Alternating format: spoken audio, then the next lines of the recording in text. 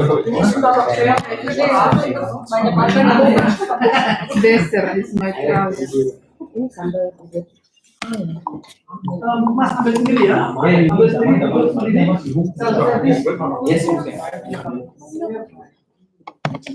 Toiletnya ya bagaimana Mbak Fran? Kanan. Kanan terus kiri. Di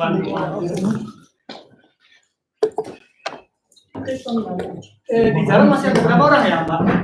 Posisi mana siapa lagi? Dari aku sih Lasma, yang satu lagi nggak datang. Ini jam hampir jam 6. Ya, kita mulai aja nanti. Kita mulai aja ya. Ya. Wir reden auf Deutsch und Indonesisch, ja, oder Englisch, ja, egal, ja. Vielleicht besser in English, das Oke, English. Pertama kali terima kasih ya. Terima kasih pada Risa Miranda ya, yang telah datang pada acara ini ya, dan festival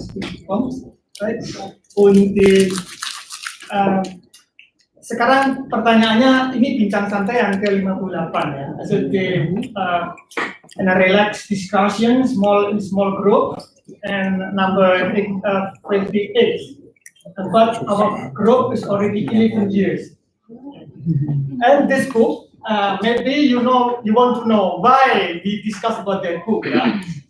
Maybe you want to know. Number one, Arthur already read for 10 years ago. Oh ya Mas, silakan. Halo. Ya. Saya ambil tempat duduk dan sambil minuman ya Mas, sambil sendiri ya. Dan please. Silakan. ada kursi lagi nggak? Ini kursi kosong Mas. Kosong. Kita bisa Silakan. ambil ruangan sebelah Ini nggak dipakai. Enggak. Silakan. Itu ada satu lagi. Mas itu tampilan ini aja. Ya, sama. kursi dulu kan. Kursi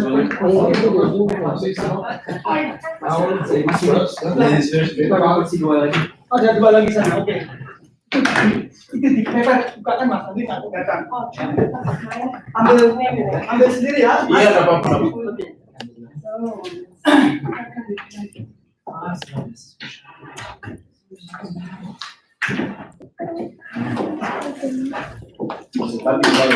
Belum. Oke. Belum, baru cemilan. Ambil minum ya, ambil sendiri.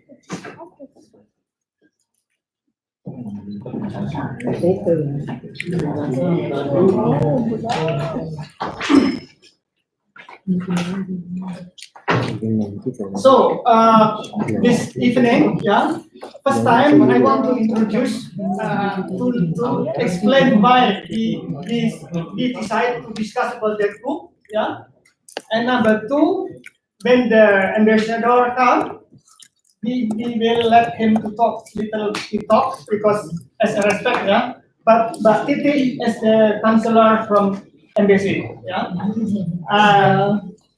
But now the ambassador have program in Basel, Maybe if the time come here, when not, she is the representative from embassy. And number three, Ibu Miranda, she will talk, She is the grandchild from Gret, the author of the book, And number four, the program number 4, we share about what we have read already, But first, I want to read shortly about the recension what I have written already and published in Jakarta Online. And then the last we see the film, Mas Bram will Astonishing will organize. We will see 1 hour film. That's why we have to arrange the time, not lost the time for talking. We also want to see the real because the film is made 2007, 2008. 2008, about 11 years ago after the book published, And Gladys is the her tante, yeah, her tante is on the way to Sumatra and Bandung. The film. I not yet see, but I know a little bit. Bandung. Okay, this is the program about this, and why we choose the book. This is not the first time we discuss about the book. We have already discussed about the Indonesia. It's the book written by somebody from Appenzell, living in Indonesia 20 years ago as a priest and Jesuit priest. Franz Deller, Dr. Franz Deller, is now dead already, 3 years ago, living in Queens, but he was a Jesuit priest, and the same as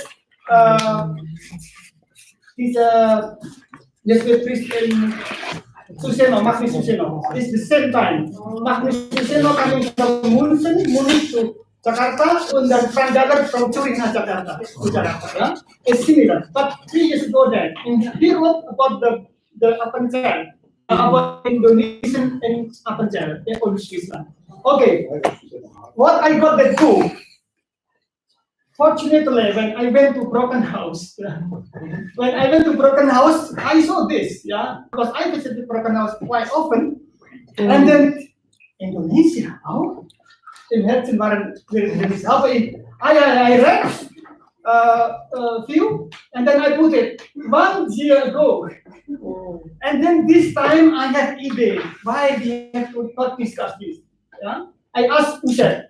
It's very difficult in Switzerland to find people who like reading, often frankly speaking. And then I tried to set, and then, okay, we discussed about this book. Yeah, this is in German, 500 pages, and very expensive, 550 francs or 55 francs. Yeah, versus hardcover. And I tried to contact the Lehmann Verlag in Zurich. Hello, yeah. I put the book title, I said, I'm from Indonesia. I got the book from your publication. I want to discuss. May I get the address from somebody from the family? And the Lehmann Verlag in Zurich gave me the address from Krista Miranda. I don't know before. And after contacting with Krista Miranda, I was surprised too. Yes, the producer from Sternstunde SF Fanzine, yeah, Fanzine Schwarze Fanzine. You have to say, and I saw in the Google or in YouTube this English store, yeah, in this film. Okay, and then it's very difficult to find the place, yeah. So, usually we talk only in the mensa, yeah, in cafe drinking, and then after before 6 o'clock the waiter finish we have to go. Before I drop, yeah. Here is special. Thank you very much, Mas Bram. Mas Bram is from Jakarta. He worked here as in hospital university, yeah, in hospital, and that's why he is like staff, and he has right to use this place. Without Mas Bram, we don't get. Okay, because why we need this place? Because there is film. When only talking, we can talk in the mensa. With the film, we don't have this. Yeah. Okay. Shortly. And but Titi already ordered. Yeah. And the ambassador interested to buy and pick her book. Yeah. And he ordered again. Yeah. And somebody ordered too. Somebody coming, and then I tried. Because sometimes difficult with English and speak English, but this time is in German. I try to make a summary. I make recension, maybe 5 days. It's about 20 pages, inclusive the photo. I sent to Jakarta my friends in the magazine online, and I sent 2 in Padang, in Medan for the documentary from Batak culture, and both published online. I sent her. Very nice. Yes. And the photo is inclusive. And she wrote me this morning, I will send this recension to Madam Gladys, yeah, Ibu Gladys, and also the publication. For me, it's very feeling good. I did already, actually. I already did. Yeah. Okay, and what is inside of the book? I think every setiap bundel, every head had different opinion. First time when I tried to read this book, yeah, my feeling was skeptical, and I don't like to read because why? This is a Swiss family living in colonialism. I can imagine how they act with the local people, how they live with the sorrow people there and the miserable. How they explain, yeah. And the number two was also depressive. I saw the picture of the elephant, yeah. The elephant, the court, yeah, his grandfather as pioneer, as a hunter club in Sumatra, yeah, close to Padang, and then get elephant. Number two, I was disappointed. But slowly, I read the style of writing from Gret, from her grandmother. Pendants is not pro Dutch, Indian is Dutch, but pro the local people. One thing what for me new, maybe for you too, during Lebaran Day, the coolie, the worker, make attraction like, for example, horse race, sepak bola, football, dancing, singing. This is after Lebaran Day. Yeah? And now, what we already see in Indonesia, in Lebaran Day, there is no sepak bola. Because after Ramadan fasting 1 month, how can you make it? Huh? Yeah. But after Independence Day, 17 August 1945, all the attraction changed to the Independence Day. Now I realize that actually the activity from 17 August to 17 August is formally belong to the Lebaran attraction. The Gret wrote like this. For me, this is plus from this book. Yeah, and then I know that not only the Swiss people coming to Indonesia in colonial time, because I wrote also the Arthur Rimbaud from French. He was also to Indonesian. He lived close to my house, about 1 hour from my house. And Rimbaud about the French independence is in the house from Rimbaud. And the second impressive one for me in this book is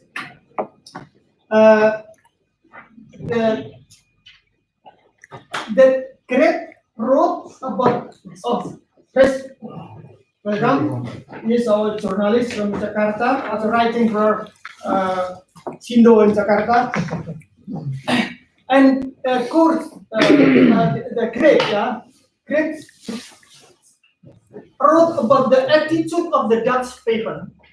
The attitude of Dutch people we don't know at that time. This is elite and then very luxurious, but Gret said boring. To go with the Dutch, with the European society, make boring.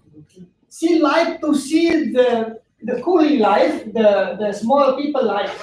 That is the second question for me is this, yeah. And then number 3 is this ambivalency from Switzerland.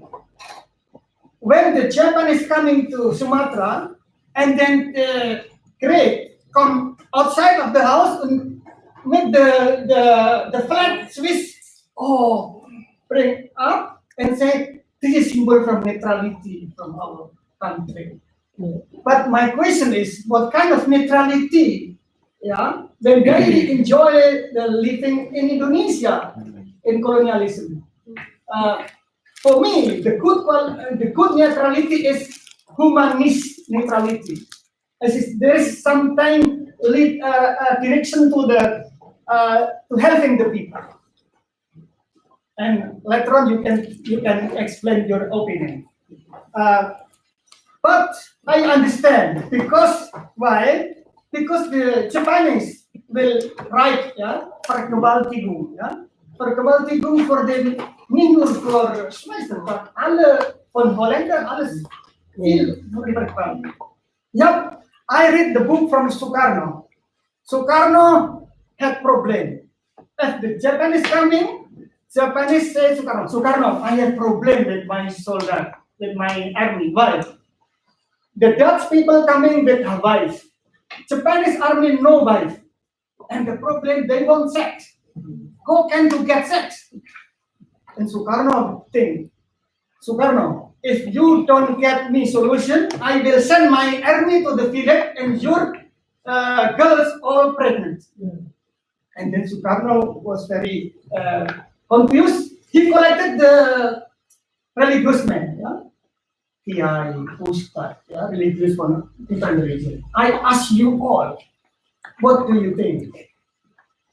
Number one, alternative, I make a bordel, the girl coming inside of the room, or I let the Japanese coming in the village and pregnant all.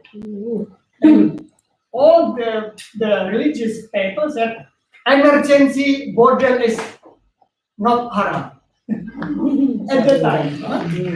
And that's why this is what written here is not explicit tell what vergewaltigung. No, but this story is inside because Kurt had to examine the prostitutes that went for the Japanese.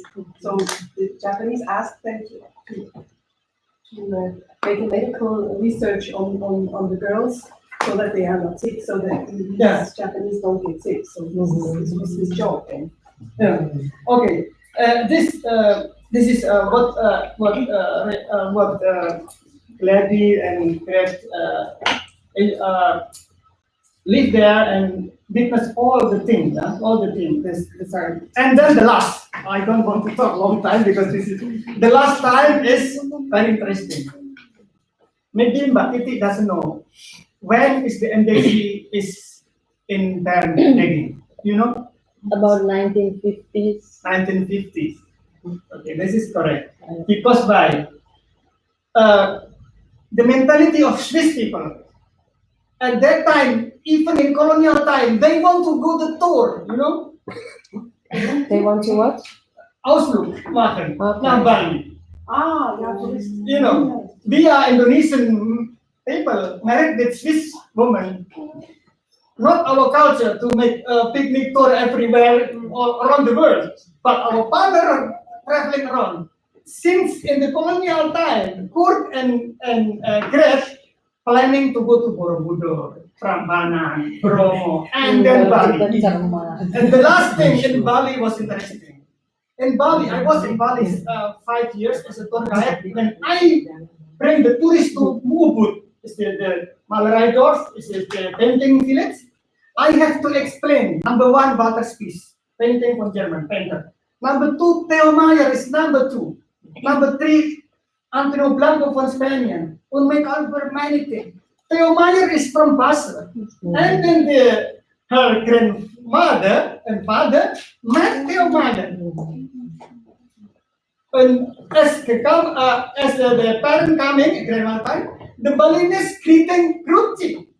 And colonial time, Grucci.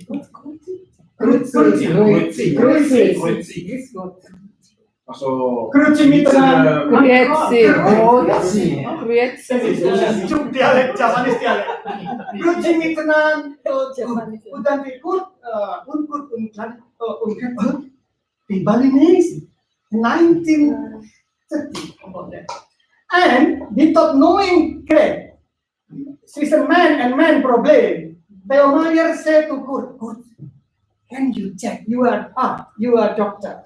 Can you check the girl, my model, to paint, she's pregnant or not? Gret doesn't know. Gret not even during in Bali. But later on, after that, Kurt was suicide. Is that spring in the stain and then incident? 1967. Coming to embassy. I think maybe 17 August, maybe. Theo Mayer was there. Gret was there. And I told Maya. And then Theo Meyer said, hey, Gret, actually, I asked your husband to control a lady from Bali as model for my painting. Pregnant or not? And she is pregnant. And you know, this is a daughter, is born in Bali from Theo Meyer. Okay. And this is the picture from my daughter. And she said, so you will marry my mother or not? In this discussion, this is actually very secret. Yeah? This is a man and man, woman and woman. But Gret is very honest. What interesting for me, Gret is very honest to explain, and with woman as woman, and then explain. And I sent this review to Bali yesterday. In Bali, my friend was curator from the painting exhibition. He said, oh, in Bali, Theo Meyer is not said that have a daughter. Yeah. But the kumpel from Theo Meyer, good friend from Theo Meyer, the name is Ida Bagus Rai, living in Sanur. He has a painting. The painting title is Theo Meyer and Made Piggy making love under the water. I saw the picture. Yeah? Yes, yes. But I know, man and man, when kumpel, yeah, this is little bit secret coming, yeah? But it's painted by the that's all what I, okay, thank you. And now, I let you to explain, or Ustad, maybe Mbak Susi, what you have read already, atau Arthur, Ya, what is your opinion about this book? itu saya dulu.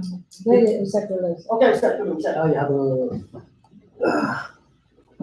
You have a Nikan relation, yeah, book relation. So this community ich habe gedacht, das ist ihre Großeltern, ja, hatten sie ein schönes Leben, ja, in Indonesien. Das ist ein Luxus, ein Auto, großes Haus, und kann überall gehen mit wie heißt dieses Auto? Das ist ein teures Auto. Vielleicht heute ist ein Ferrari oder ein Porsche. Und auch hat eine Babu, oder heißt auch Markt. Markt heißt Babu. Jawohl. Ja. Und auch noch diese Babu, mit ihr Babu, glaube ich, eine Frau aus Siamese Girl, ja. Siam heißt Burma, ja. Nein, Taiwan. Siam di Thailand. Kalau Burma ada lagi nama dua Burma itu. Myanmar. Oke, dah siap. Und auch habe gelesen,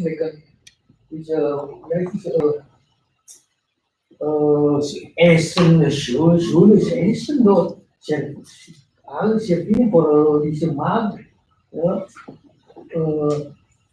Ich wollte fragen, ja, wieso Sie haben nicht etwas gute Sache, ja, für indonesische Kinder, für muhammadische Landkinder. Sie sagen immer muhammadische Land, nicht Indonesia. Ich wollte Indonesia, kein Indonesia, das ist muhammadische Land. Wieso zum Beispiel bei dieser Zeit, ja, in this time, keine Schule in Indonesia, das ist keine Schule. Doch, aber Schulen, die sie ja, aber nur für die. Nein, einheimische Schulen, lokale Schulen.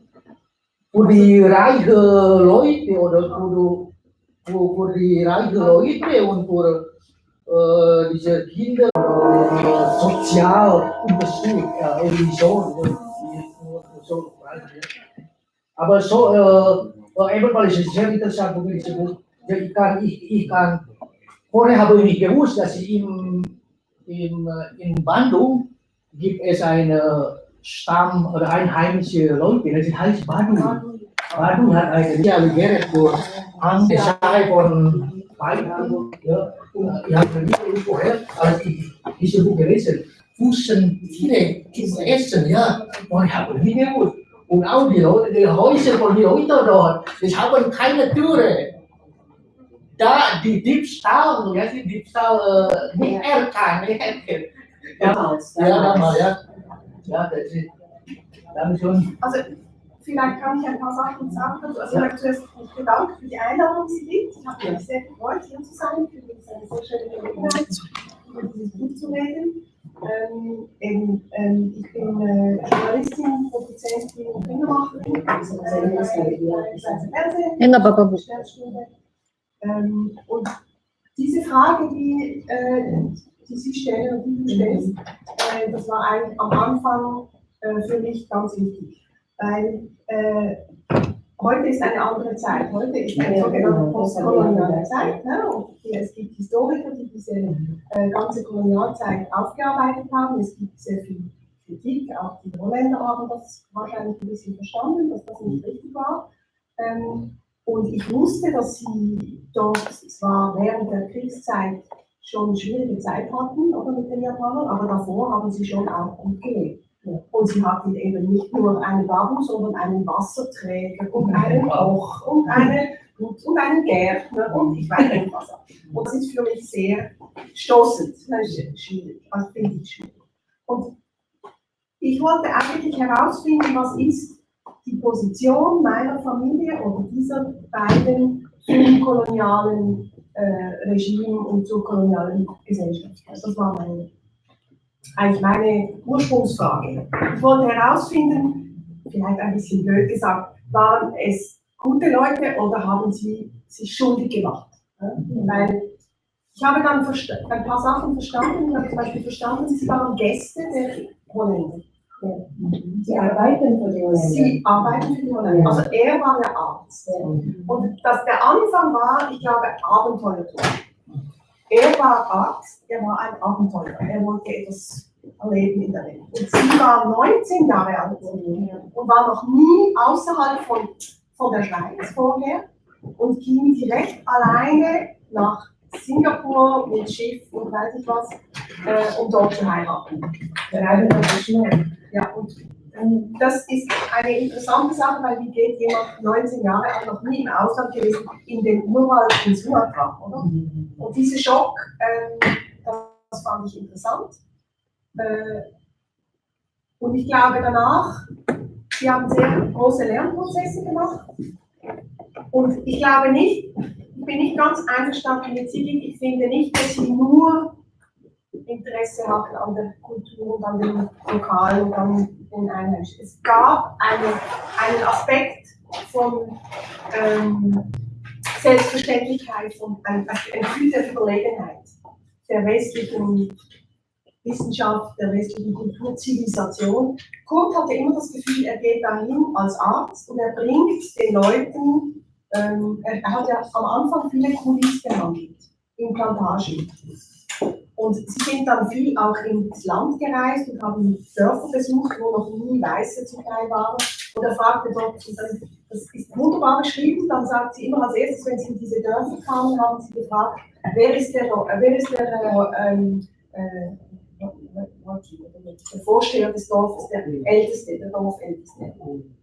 Und dann haben sie dort ein bisschen geredet und haben sie immer gefragt, gibt es eine Schule? Und oft gab es Schule und dann ist er in die Schule gegangen. Das war nur lokal, da gab es, glaube ich, keine Holländer, die dort lokal waren. Das war wirklich auf dem Land. Und dort hat er dann die Schüler, die Kinder ein bisschen untersucht nach Fantasie und Hautausschlägen und ein bisschen was gemacht. Fühlte sich wahrscheinlich dadurch auch gut, oder? Und das war sein Gefühl. Oh, sorry. That was his feeling of doing something good, dealing with these kids and giving some help, like being an European that knows all about the body, and those people, they don't know, they have no hygiene, they don't know about how to treat properly with washing and all these things. So this feeling is very strong. This feeling of Überlegenheit, wie heißt das? Europäische Überlegenheit. Consideration. No.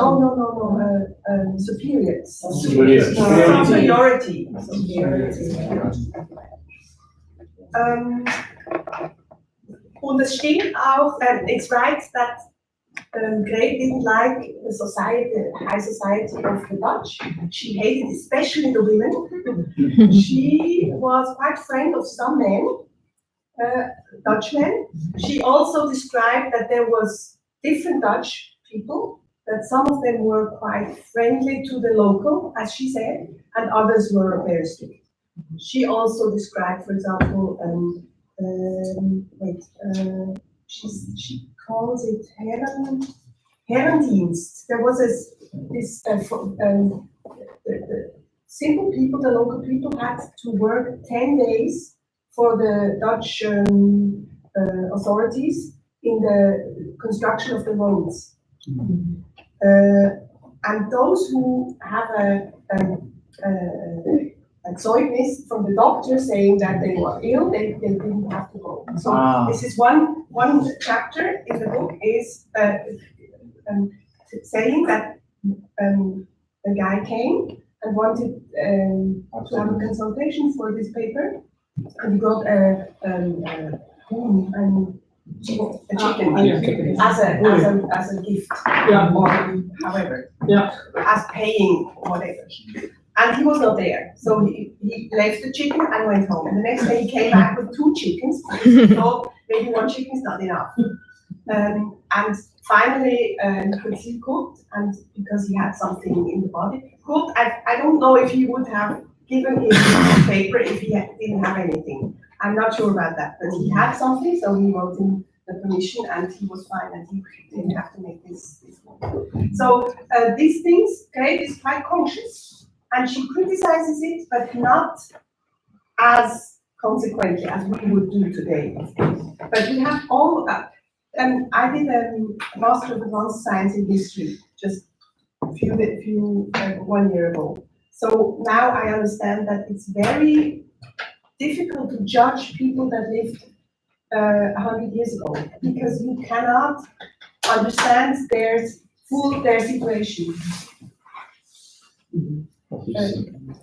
So for me, the conclusion is there is some big understanding of the culture. I mean, even the languages. Just to say, she learned Malay, of course. She learned Dutch, French, English, German, understanding. But then she learned Sunda. She learned the local Batak,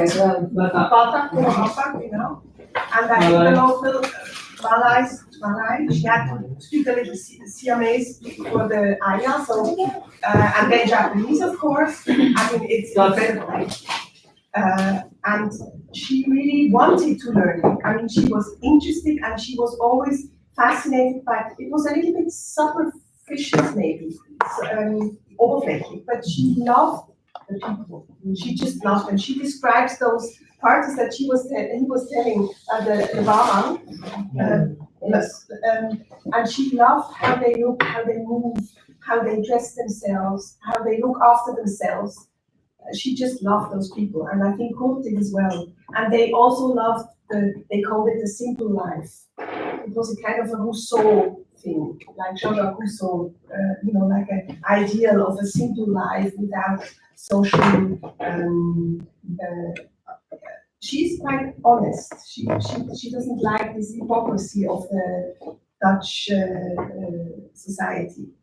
But I have to say, and the conclusion is, it's both. It's on one hand, she had a different attitude than the Dutch, but she also was profiting, like you said, from all the rich. I mean, they had money. They had money from Switzerland, and they got the money there, and they. In this way, they would help the Dutch society grow. Of course, that is not denied. So for me, it's both things. Okay, Momentan. Okay, Arthur, maybe you can talk English or German. What you like? Ich versuche das in Deutsch zu erklären. Okay. In Englisch ist das vielleicht ein bisschen schwierig, aber als Betrachter oder als Betrachter vom Titel und dann nachher, wenn ich das Buch gelesen habe, hat es schon ein bisschen, oder es hat einige Fragen gegeben, also den Rückblick in die Vergangenheit, weil wir waren nicht dabei. So gesehen muss man diese Frage nicht diskutieren.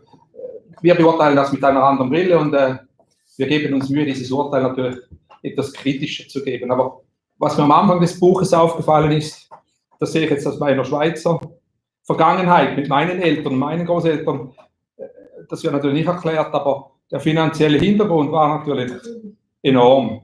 Also das war nicht groß und der war enorm, weil einmal gibt es einen Betrag, wo die Eltern den schicken und da denke ich, ja, meine Großeltern, die haben nicht ein Hundertstel oder ein Tausendstel gehabt. Also da ist schon ein bisschen eine Spannung drin, die da nicht erklärt wird, wie das gegangen ist. Aber ich denke, es waren ja Berner Patrizier vielleicht und die hatten Geld. Also diese Frage vom Geld, die stellt sich sicher. Und so gesehen hat natürlich dieser Sohn oder dieser Mandatsträger natürlich die Freiheit gehabt, sein Leben so zu entwickeln, wie er das. Es gibt auch heute solche Leute, die leben, was sie können finanziell und er hat das auch gekonnt. Es gibt ja den Absatz da, es ist besser, wenn er sich jedes Jahr ein neues Auto kauft, als jedes Jahr eine neue Frau. Also allein das schon, in dieser Zeit ein Auto kaufen, jedes Jahr ein neues, einen Citroën, 6-Plätzer, da müssen Mittel vorhanden sein, waren die groß. Jetzt stellt sich aber da die Frage, hat er das verdient in Indonesien oder hat da die Familie geholfen? Und diese Frage, wenn das Geld natürlich aus Indonesien, aus dieser Plantagentätigkeit stammt, dann hat er einen großen Kuchen bekommen von dieser Lohnsumme, die da die Arbeiter verdient haben. Und die Arbeiter, die haben natürlich eine Schüssel Reis pro Tag bekommen. Also das sehe ich natürlich auch, das kann man kritisch hinterfragen. Ich denke aber, dass in der damaligen Zeit hat das nicht so, das war nicht sensibilisiert oder die Gesellschaft hat natürlich das nicht so gesehen, weil die Kolonialzeit, das war eine andere Zeit. Aber bei mir geht es dann im Buch weiter und das Wichtigste für mich eigentlich war dann, es gibt eigentlich einen Bruch in diesem Buch. Und zwar, das ist die Zeit, als die Japaner eingefallen sind in Indonesien. Und über diese Zeit müsste man natürlich schon auch diskutieren, weil was sich die Japaner geleistet haben in Indonesien, das sehe ich jetzt schon ein bisschen schlimmer an, als was jetzt die Kolonialherren in Indonesien gemacht haben. Also die innerasiatischen Probleme, die die Japaner gebracht haben, die waren natürlich meiner Meinung nach viel schlimmer. Und das müsste man natürlich auch aufarbeiten. Aber in Japan ist da kein Wille vorhanden, das aufzuarbeiten. Also für mich war dieses Verhältnis da mit diesen japanischen Übergriffen, das war für mich eigentlich sehr schwierig, um das zu begreifen. Und am Anfang vom Buch steht auch, sie seien dann sozusagen erfahren, geläutert und reif wieder nach Europa gekommen. Aber das glaube ich eben nicht, denn der Mann ist ja zerbrochen. Also er ist wohl reif vielleicht zurückgekommen, aber er ist an diesem Erlebten, das er vor allem in der Phase erlebt hat, als die Japaner da waren, das ist zerbrochen. Und der Selbstmord als Lösung, das ist ein schlimmes Erlebnis. Und das ist nicht die Kolonie im Sinne schuld, sondern das ist die japanische Invasorenschaft, die sich da geleistet haben. Und es gibt ja noch andere Beispiele in Asien über die japanische Vorherrschaft. Also für mich hat das sehr wichtig gespielt. Und es gibt noch eine Parallele dazu, aber ich komme aus Flawil und in Flawil gibt es noch aus Flawil und da gibt es noch eine berühmte Persönlichkeit, das ist ein Paul Vogt. Und dieser Paul Vogt, der hat eben auch in Indonesien gelebt zu dieser Zeit. Und der hat ich sage das ganz kurz, er hat eine bewegte Geschichte gehabt, der ist aber eben aus anderen Verhältnissen gekommen. Der hat kein Geld gehabt, der ist aufs Schiff gegangen in Marse ohne Geld. Aber das ist nicht so wichtig, aber der hat in Indonesien, dann hat der australischen Soldaten geholfen. Also der hat sie versteckt im Dschungel, der hat dann erreicht, dass diese Japaner ein bisschen sich zurücknehmen mussten, als sie ihn eigentlich verhaftet haben. Der wurde dann zum Tode verurteilt, wurde nach Japan transportiert. Und er ist dann aber nachher freigekommen. Und er hat in Indonesien vielen, vielen australischen Soldaten geholfen, dass sie wieder zurück nach Australien flüchten konnten. Und da noch als eine Fußnote, dieser Paul Vogt, der hat dann am Schluss in Tessin gelebt, der einzige Ausländer, der von der englischen Königin eine Apanage, eine Rente bekommen hat, weil er sich so weitestens für das Commonwealth eingesetzt. Und da gibt es eben auch wieder die Probleme mit den Japanern, da kann man auch solche Sachen lesen, also wenn man es weiß, was da passiert ist. Und für mich ist eigentlich das Schlimme. Also der Kolonialismus über Holland und überall auf der Welt gab es Kolonien von verschiedenen Ländern. Aber was die Japaner angerichtet haben, das finde ich ist viel schlimmer. Und das ist einfach das Traurige an der Geschichte. Und die Vergangenheit, und wir diskutieren hier über solche Sachen relativ offen, aber in Japan kann man solche Diskussionen nicht führen. Darum finde ich, das ist für mich das Buch, also, dass er da aus finanziell sehr wohlhabenden Verhältnissen kommt. Und man hat, wenn man viel Geld hat, denkt man auch ein bisschen anders. Ich glaube, das wissen wir auch. Das ist so. Aber das Buch selbst, finde ich, ist sicher ausgezeichnet, auch geschrieben worden dann am Schluss. Und der Druck da ist, finde ich, gut. Das ist ein schönes Buch zum Lesen. Aber die Tragik dahinter, also vor allem dann, was dann zum Selbstmord von ihr Großvater geführt hat, das finde ich schon, das ist das Tragische an der ganzen Sache. Und er hatte sicher nicht das Abenteuer, was er vielleicht gesucht hat, das mag sein, aber mit dem hat er nicht gerechnet. Also da war er vermutlich sehr, sehr. Und er hat sicher Sachen erlebt, wo man nicht liest und wo man nicht weiß. Also es gibt zwei Sachen, die ich noch fügen möchte. Das Buch habe ja nicht ich allein geschrieben. Das sind 19 Bände von mir. Eigentlich ist das Originalton gerät und ich wollte und durfte, I didn't change anything in her text. I didn't want to and I didn't dare. Because otherwise it would not be Zeugnis anymore, it would not be valuable. So what I did is make the connections when I left out. I had to, it's about 1/5 of the whole component of the text, so it's just 1/5. But I was very precise.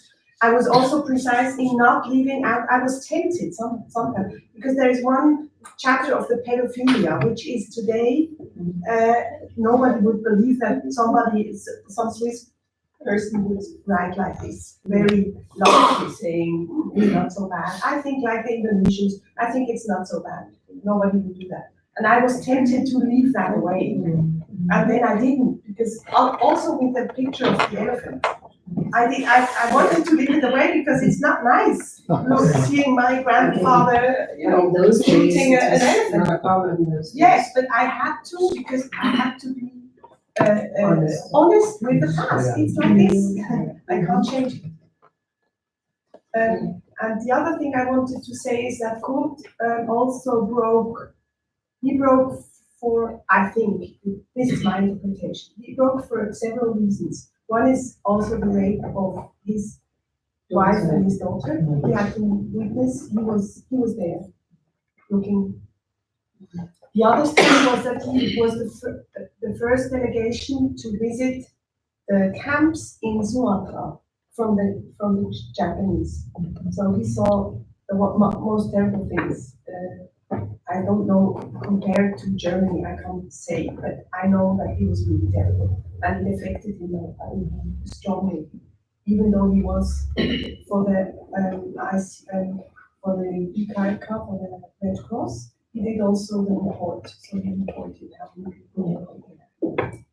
And the third thing, he didn't manage to get familiar in Switzerland again, because in Switzerland people thought, well, they were there in the sun, in the tropics, they had no problems. Here was the war, but they didn't know anything about the war in the Pacific.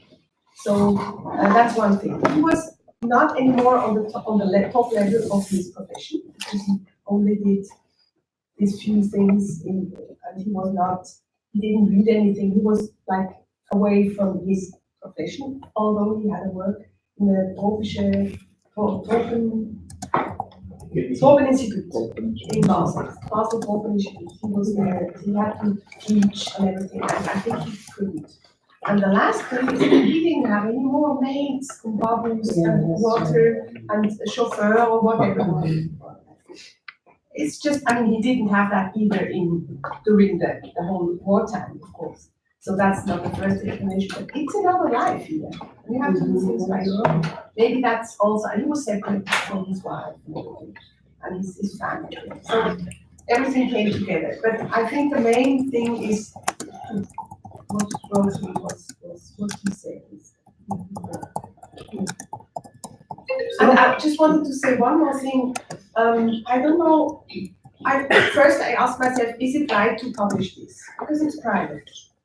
And you can say this is a private story, nobody is not interested in this private. Either you say you want to keep it for yourself, nobody has to look, keep a little bit secret. And the other thing is, it doesn't interest we thought it was a kind of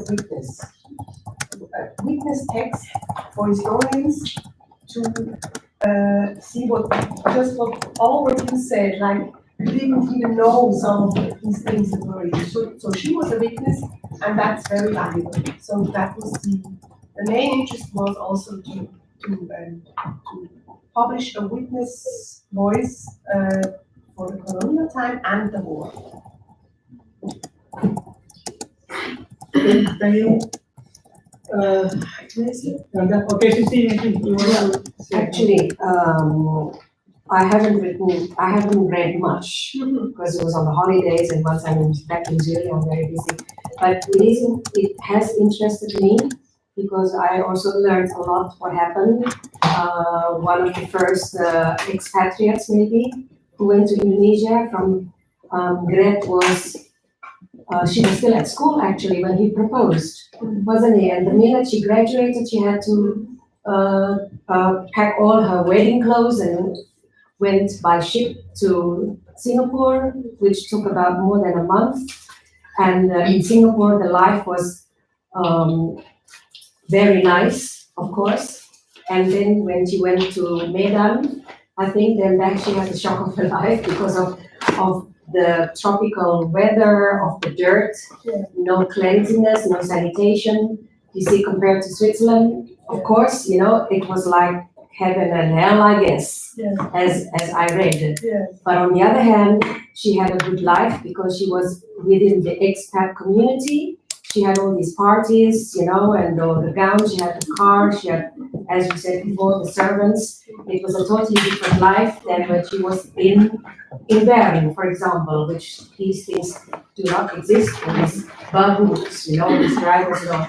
And I can understand why she didn't go more into what he was asking. Why didn't she do things for charity, for example? Because I think in those days it's not yet common, charity work like now, you see. And I think maybe it didn't enter her head to do charity work as we do now. You know, I mean, I have also lots of expat friends in Indonesia, you see, and they just live the expat life. Practically everything is free, you know, and everything practically. And lots of these people practically living there. I mean, the living expenses if you're as an expat. Compared to here. And lots of my friends there, they dread going back to their countries because of the cold weather, you know, and nobody to help them. So it was sort of, I think, a paradise for foreigners to live, although it was during the Dutch and the Japanese. Okay, during the Japanese, they were very brutal, 3.5 years compared to 350 years during the Dutch colonial. You know, but this book for me was is interesting because learning how the Indonesians were and how these expats mixed with the locals, their traditions, and I think it's a part of history. You see, also for Switzerland, for the Swiss people, you know, actually I think there were other Swiss people which I don't know, which I haven't read, you know, if I don't know, but this is the first Swiss who I know who went to Indonesia and what they experienced, what they went through, you know, and from the Swiss part, maybe this is the interest, and from the Indonesian part, there are also things which we learn, like what Ustad just said, from the Badu people and others. I've just read this, but I know this is, and what I admire as well, because this is actually a diary, isn't it? And when you write a diary, you use simple language. And you don't intend, you know, like, it's not like when you write a novel or you write even an autobiography, you know. This is a diary, that's why her language is simple. And I'd like to thank you as well for not changing it, you see, although it's in German, but it's also easier for us to understand, more or less, maybe not word by word, but we get the gist of what she's writing, you know, and I will continue reading. Thank you very much. So, ada lagi? Mas, silakan. Tapi auf Deutsch? Ja. Also, Siapa namanya Mas? Tom. Tom. Ich lebe hier mittlerweile fast 20 Jahre in Zürich. Und als ich in Indonesien war, ich habe einfach andere Meinung über Kolonialismus, weil ich habe ja direkt gehört von meinem Großvater, also einfach direkt gehört, was ihre Erfahrung war mit Kolonialismus, also mit den Holländern, mit den Japanern auch. Und Was waren die Erfahrungen? einfach über die Arbeiter auf dem vor Straßen bauen, und sie mussten dann extra irgendwie monatelang irgendwo in eine Berge irgendwie dort arbeiten, ohne einen Lohn zu bekommen. Und ich wollte da sagen, als ich dort war, ich habe einfach diese Erfahrung, also was ich gehört habe oder was ich in der Schule gelernt habe, das habe ich als hat meine Meinung gebildet über Kolonialismus, wie schrecklich es war. Oder?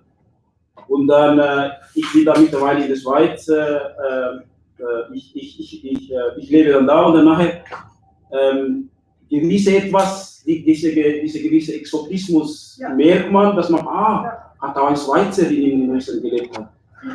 Und über das Buch von Sigrid erfährt, weil vorher habe ich schon eigentlich selber recherchiert über die Schweiz oder über mitteleuropäische Macht in Südostasien, oder? Und unter anderem natürlich Holland und Deutschland, Spanien, Franzosen, genau. Italiener auch, aber die waren nicht in Indonesien. Ja. Und ich wollte sagen, das ist sehr interessant für mich, weil je mehr ich über diese Geschichte oder über diese Erfahrungen lese, das ändert einfach meine Meinung, ohne diese moralische Fragen über Kolonialismus wieder zu hinterfragen.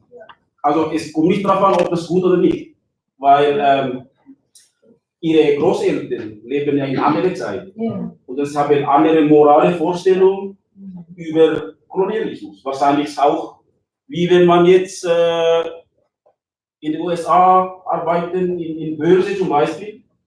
Das ist auch ein Teil von Exploitation von unserer Wirtschaft. Aber damals wahrscheinlich hat man nicht gedacht. Genau. Zurück zu dem Buch. Ich habe nicht gelesen. Ich habe nur die Zusammenfassung von Sigrid gelesen.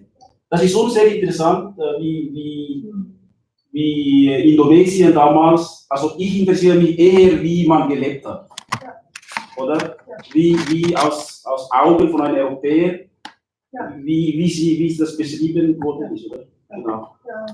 Und das ist, ja, ich muss unbedingt lesen, und das ist einfach sehr interessant zu wissen, wie man damals genau gelebt hat. Weil wir haben, als Indonesier, wir haben ja nur irgendwie gehört oder nur vom Buch gelesen oder gelehrt in der Schule, wobei nicht Details. Oder? Und wobei in die Schweiz und Kolonialismus im Allgemeinen eigentlich hat viel miteinander zu tun. Also die Schweiz hat viel profitiert eigentlich. Sei es im Sklavenhandel oder sei es im Handel allgemein. Vielleicht die ersten Banken haben ja vielleicht mit dem gehandelt, ich weiß nicht. Marcos, Mobutu. Genau. Und zwar ein paar Persönlichkeiten kann ich sagen. Zum Beispiel an der Volkskundemuseum. Das ist der Herr Heinrich Zollinger. Der kommt aus Kusna ursprünglich. Der war Kusna. Genau. Der war Schullehrer hier in Zürich, und der ist einfach wahrscheinlich wie ihre Großeltern, wie Großvater, der einfach aus Lust auf Abenteuer oder Ferne einfach auf Java gegangen, und dann dort hat er sich selber beigebracht aus Pflanzen. Oder? Und dann mittlerweile wieder zurück und hat er viele verschiedene Sammlungen in die Schweiz gebracht. wenn man jetzt in Völkerkundemuseum geht, dort hat eine Statue von ihm. Heilig Solingen. Also ist vor dem Völkerkundemuseum. Und ist auch sehr interessant für mich, ich komme ursprünglich aus Bima und der war einziger Zeuge. Also der hat als einziger Europäer, der dokumentiert hat über einen Vertrag von einem VOC, also die Ostindien Company, hat er einfach da beschrieben, über wie läuft oder wie man dort gelebt hat oder wie überhaupt man gehandelt hat mit der Rolle. Und der zweite ist, er heißt so, Jacques Ziegler heißt er. Jacques Ziegler. Ja, kann man googeln. Das ist zwar nicht in Form einem Buch veröffentlicht, aber das ist in einem Paper von einem Historiker, das ist glaube ich von Uni Zürich. Ja, okay. Jakob Christoph Ziegler heißt er. Jakob Christoph Ziegler. Er hat in Indonesien gelebt, zwischen 1791 bis 1825. Er hat dann verschiedene Briefe geschrieben für seine Eltern, für seine Schwieger, für Familie in Deutschland. Und er hat eigentlich viel schlimmer gemacht als hier in Deutschland. Weil er war als Soldat, als ein Söldner. Er kommt aus Zürich. Er ist dann zuerst als französischer Söldner und dann nachher er ist nach Holland und dann nach Batavia. Er hat Glück gehabt, weil wenn man liest, in dieser Zeit, wo er gekommen ist in Batavia, 80% Europäer sind gestorben. Wegen Malaria, wegen dem Wetter, wegen den hygienischen Zuständen. Oder? Und er ist sogar gestiegen bis Adjutant von einem General irgendwo in Borneo. Und das ist auch sehr interessant für mich. Er hat eine Aufstände dort niedergeschlagen von einem einheimischen Fürstentum. Und ich habe da einen Vergleich, oder, auf Indonesisch und was er geschrieben hat, stimmt überall. Ja. Also, es gibt noch einen anderen Aufstand, wo Schweizer auch involviert waren. Das kommt im Buch vor, das habe ich recherchiert, das habe ich eigentlich nicht verstanden im Text. ja. Und das habe ich dann recherchiert beim Militärarchiv in Bern. Ah, so. Wurde mir bestätigt, dass es diesen Aufstand gegeben hat und dass Schweizer daran beteiligt waren. Aber ich weiß nicht, ob das jetzt diese Ziegler war. Aber das ist eine Fußnote, die ich dann gemacht habe mit dieser Recherche. Wenn Sie das, ich weiß jetzt gar nicht auswendig, wo das ist. Aber gut, ich habe nur in Wikipedia einfach Vergleich. Ja. Ob der überhaupt stimmt, überall, was er geschrieben hat. Ja. Und hat wirklich gegeben. Ja. Und er hat dort gelebt. Und er hat sogar Babu dort. Er hat eine einheimische Frau. Und er hatte sogar Kinder. Also eine von dieser Ehe. Ich frage mich, wo sie diese Kinder jetzt sicher eine schöne und gemischte Kinder. Und ansonsten, ich habe einfach viel recherchiert. Das ist wirklich diese obwohl die Schweiz hat keine koloniale Gebiet erobert, aber ich glaube auch unter anderem, was wir heute genießen hier in der Schweiz. Vielleicht ist auch von diesem Geld, von diesem Kolonialismus, vielleicht. Und dann zuallerletzt, ich war in Schaffhausen, glaube ich, einmal. Dort hat eine Tafel in einem Wald. Die Holländer, sie mussten ja Schiff bauen. Schiff, oder? Ja. Und sie brauchen enorm viel Holz. Ja. Und dann die haben, ja, so in der Schweiz, unter anderem haben sie genommen. Und diese VOC hat verschiedene Soldaten, hat Franzosen, hat Deutsche, hat unter anderem Schweizer. Und hat, wenn Sie in Wikipedia schauen, dort hat ein Regiment, wo wirklich so heißt wie Kanton oder wie der Kommandant. Ja. Okay, Ja. danke Tom. Also ich hätte noch eine Frage, vielleicht ist die noch von Interesse, und zwar, es sind ja 3 Generationen, deine Großmutter, dein Vater, deine Tante und du. Und was mir im ersten Moment ein bisschen aufgefallen, also als ich es gelesen habe ich mir die Gedanken gemacht, wieso ist dein Vater in Australien gewesen, aber deine Tante nicht? Das kann ich gerne erzählen. Ich glaube, das hat zu tun mit der unterschiedlichen Behandlung der Geschlechter zu der Zeit. Man wollte, sie wollten ja weg vom in London, haben sie ja ein Sanatorium gehabt. Das haben sie für reiche Holländer aufgebaut. Sie sind nicht für Lokale. Und dann haben sie hatten genug davon, sie wollten wieder das sogenannte einfache Leben, wie ich vorher erzählt habe, so und so, nach Sumatra wollten sie gehen. Und dann dachten sie, dort hat es keine richtige Schule und das geht nicht. Und er braucht, weil er ein Mann ist, braucht er eine gute Ausbildung, schicken ihn nach Australien. Kurt war schon in Australien, hat schon Schulen gesucht, so Internal Schools, und hat diese Hale School ausgewählt, weil sie viel mit Natur und Sport, und das war so eine handfeste Ausbildung. Dann auch sein Sohn, der noch so ein bisschen schmächtig war und nicht so richtig der Mann, der sich vielleicht Kurt vorgestellt hat, dass er einer werden soll. Und deswegen schickten sie, und Gret unter vielen Tränen, schickten sie den 15-jährigen Knaben alleine auf das Schiff nach Perth. Und da war aber der Typ noch nicht ausgebrochen. Und dann gab es Briefwechsel und so, und dann wollte er zum ersten Mal besuchen, zurück von Perth. Und genau dann kam Pearl Harbor. Und das Schiff mit meinem Vater, der musste umkehren und wieder zurück. Und dann hatten sie 5 Jahre keine Kontakt und sie wussten voneinander nicht. Das ist ein persönliches Drama, das ist jetzt nicht irgendwie. Aber es ist interessant. Sie hatten wirklich 5 Jahre keinen Kontakt und wussten nicht voneinander, ob sie überlebt haben, vor allem nicht in Indonesien. Und er hat schon ziemlich auch darunter gelitten, dass er war sehr fremd, das Internat war auch ziemlich brutal. Und ich weiß, er hat später zum Beispiel nie gemocht, wenn wir am Tisch schnell auf das Essen zugegangen sind, weil er immer in diesem Internat haben alle Kinder sofort sich auf das Essen gestürzt und er mochte das nicht und blieb hungrig am Schluss, weil es hatte da nichts mehr. Wenn also die Frauen dann weggingen, hat es nichts mehr gehabt. Und deswegen am Tisch hat er immer geschimpft, wenn wir es gemacht haben, weil wir hungrig waren und sofort. Ja, aber die sind wieder zurück in der Schweiz 1945. Ja, nein, 1945 gab es so eine ziemlich abenteuerliche Flucht, die ist noch interessant zu lesen, habe ich jetzt gerade heute wieder gelesen.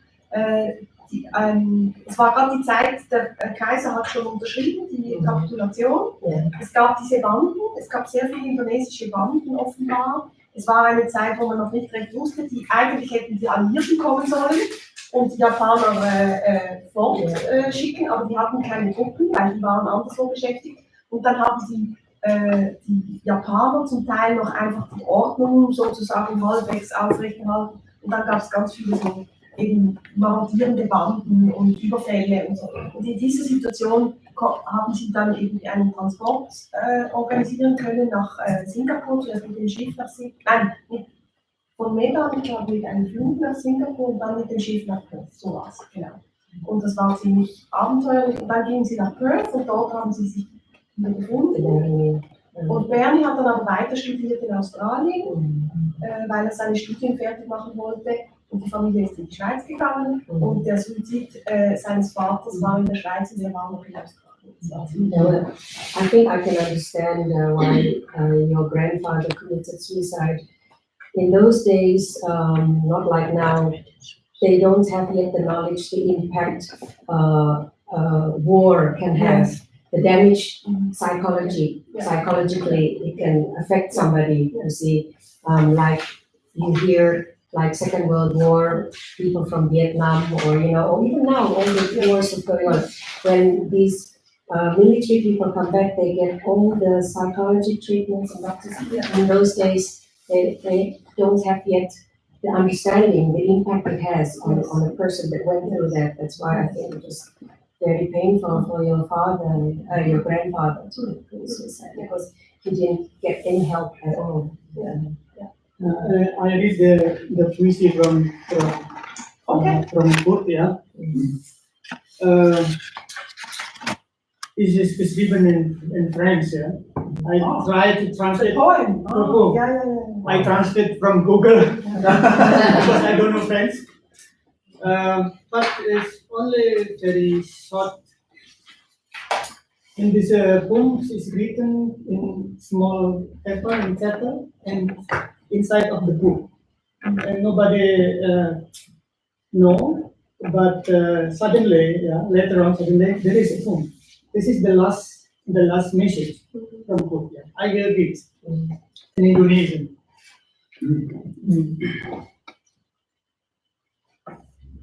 Bertindak sesuai dengan alasan.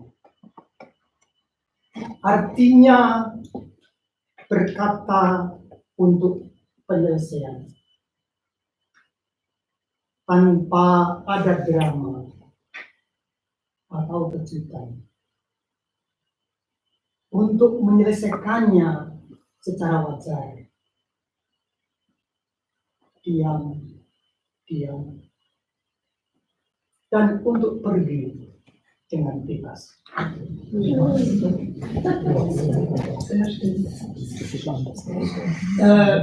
And this the content of the poesy it's like neutrality of Switzerland. I mean, she want to say goodbye. Pablo Narites said, the Absid say, Ade, I kissed the ground, Pablo Neruda. But he said very melancholy and little bit sad, but try to keep the strong show. So not overdriven, not exaggerate. He do something, but there is an argument, there is a reason why. It's mean this is the solution. There is no dramatic, there is no drama, and there is no surprise. Even this tragic make sorrow, but we want to keep the emotion in a neutral way. Then to solve the problem as the normal way, like something not my way. Yeah. So it means this, he decided to do that. And the last second, diam, in quiet silence. We go to free. So what else? Okay, is there any? Even when not yet reading this book, never mind. Ja, vielleicht noch eine Frage. Die Generation von deiner Großmutter, von deiner Tante und deinem Vater, und stellst du da fest, dass aus einer Zeitperspektive, die länger zurückliegt, die allgemeine Beurteilung kritischer wird oder ob sie abgeschwächt wird? Also die Beurteilung dessen, was Sie erlebt Ja, haben. also dein Vater hat wie Sie etwas. sich verhalten haben. Ja. Also im Zentrum steht wahrscheinlich die Beurteilung des Suizids jetzt für die Familie, glaube ich, ein Stück weit.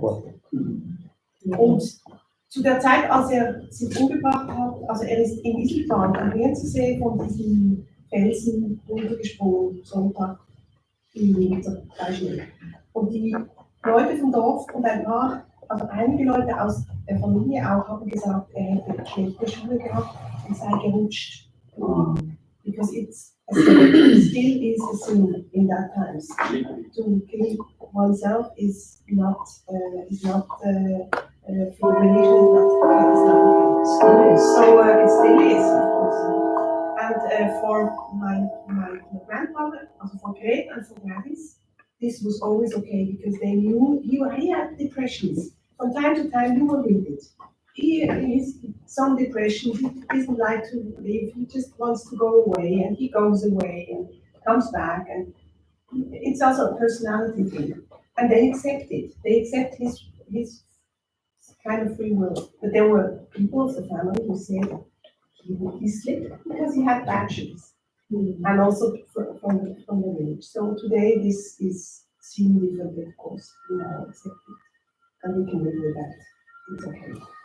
But there is very little, I mean, this critical view is mainly mine. I have to say that I don't share this with a lot of discussion with other members of the family, because we are all different. But I talked a lot with Gladys about that. And it's difficult to get some kind of judgment from her. She's now 93 years old, and she's really, she will die probably soon.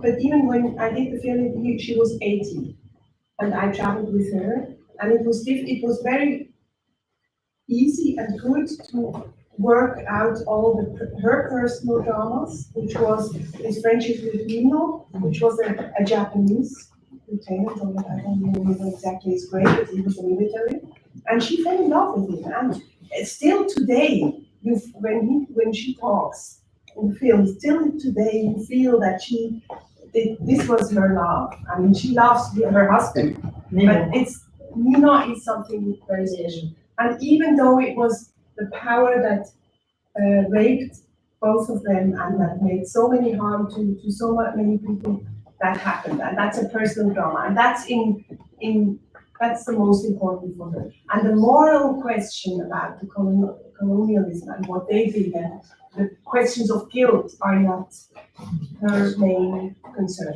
It was mine.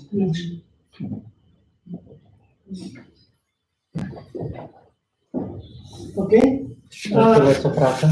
Oké, Krishna. Oké, ik heb niet zoveel gelezen over 3 of 4 jaar heb ik gelezen die am Anfang pas dua seine farbige Stoff aus Indonesien gefunden mit Kebun in der Wohnung. Ja. Die Frage ist, das ist Familiengeheimnis, vielleicht sehr private Sache. Du hast auch gesagt, dass du hast eine Familie auch, die Mitglieder, die immer noch mit anderen Charakter und so weiter. Die Frage ist, wie reagiert die anderen Familienmitglieder, als du diese Verfilmung und so, und auch Schweizer Gesellschaft? Ja, also die Familie hat sehr gut reagiert. Also ich hatte eigentlich nur begeisterte Reaktionen. Ich muss auch sagen, als ich den Film gezeigt habe, das ist die Premiere des Films, war sehr emotional. Weil zum Teil haben die Kinder von Gladys gar nicht gewusst, was alles passiert ist. Yeah. Weil sie hat es mir erzählen können, weil ich interessiert war, aber sie hat eigentlich lange gar nichts mehr erzählt, weil die Leute haben ihr nicht geglaubt. Wenn sie erzählt hat von Indonesien, haben die Schweizer gesagt, entweder sie spinnt oder sie gibt an. Oder sie shows off. Und das merkte sie, dann hat sie nichts mehr erzählt. Und mir hat sie wirklich viel erzählt, auch im Film hat sie viel erzählt. Und das war für mich eigentlich schon.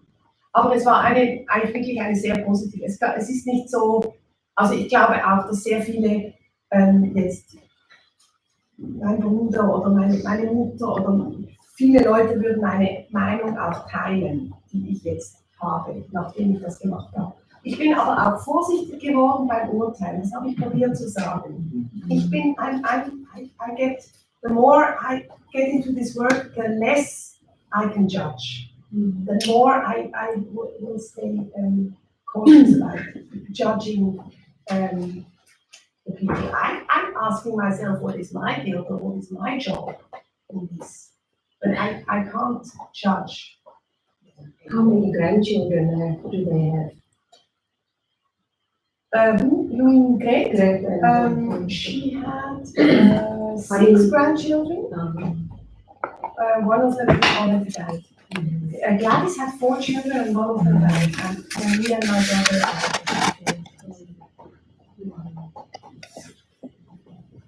Dat is ook sensibele thema, vergewaltigung und ist auch eine positive Reaktion von der Familie. Ja, sehr berührend und ich glaube, es war eine große Befreiung für Gladys, war es eine große Befreiung. Auch sie wurde dann überall eingeladen, sie musste an vielen Orten Lesungen halten. Sie wohnt in Spiez, she lives in Spiez. And she was invited there, and everybody wanted, we were both invited to the Swiss radio to talk about the film, I think it was the film. But she was not pregnant because of this rape, yeah? No, no. Lucky. Or I didn't know that.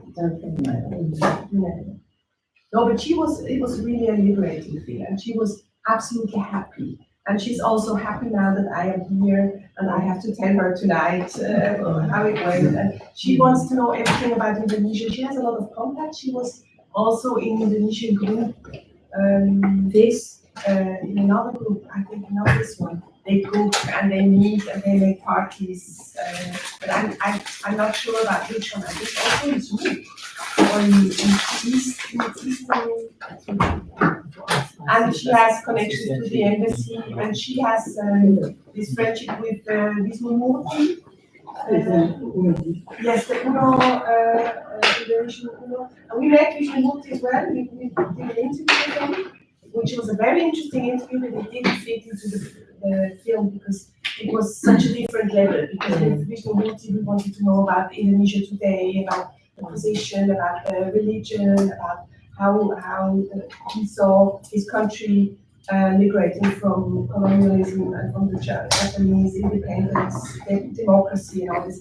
And it didn't fit into the film, unfortunately. But she's a very nice person. Are not religious. Sorry? Your grandparents were not religious. Not at all. That's something I wanted to say. Yeah. Missionaries is a big thing, of course, in Indonesia. They met a lot of missionaries. There are famous histories about missionaries having been killed as well, like the Fishers from Basel, maybe you know them.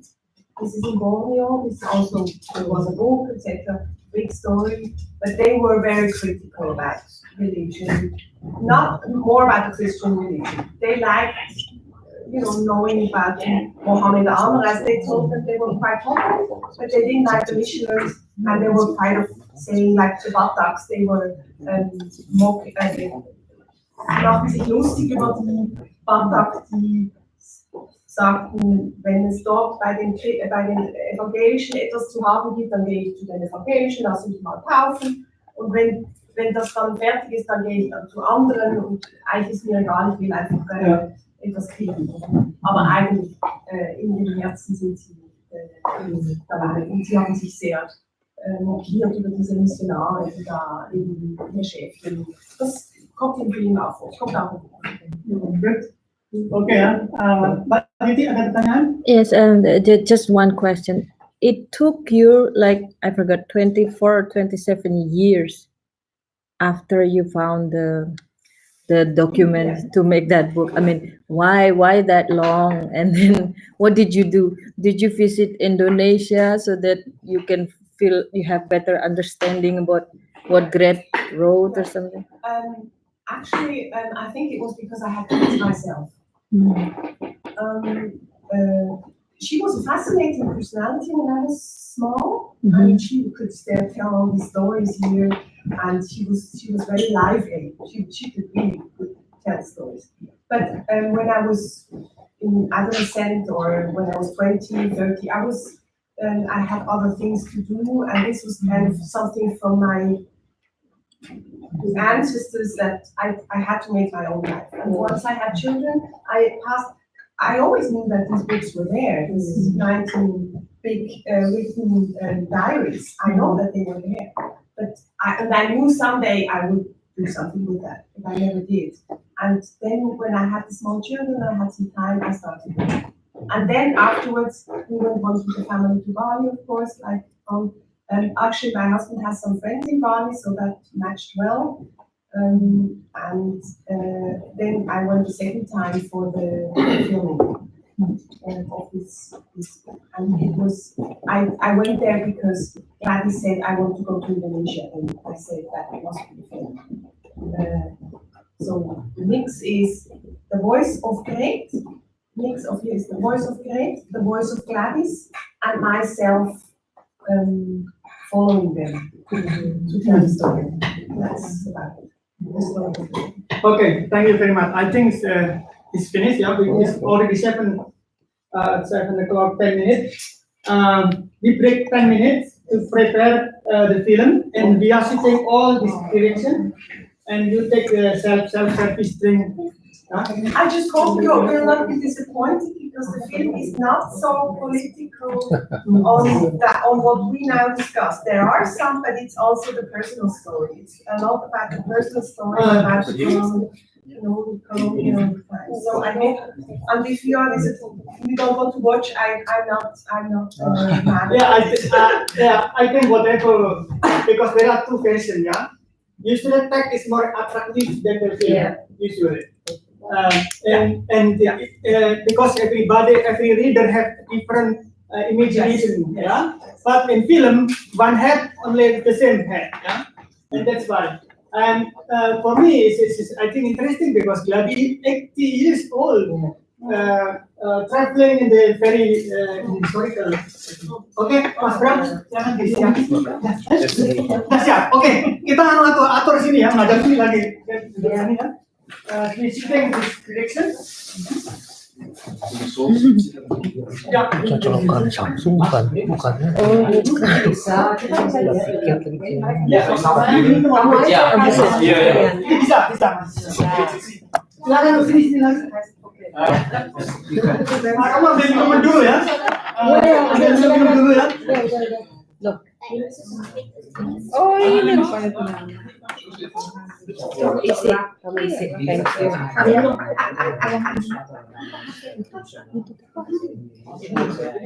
Oh iya.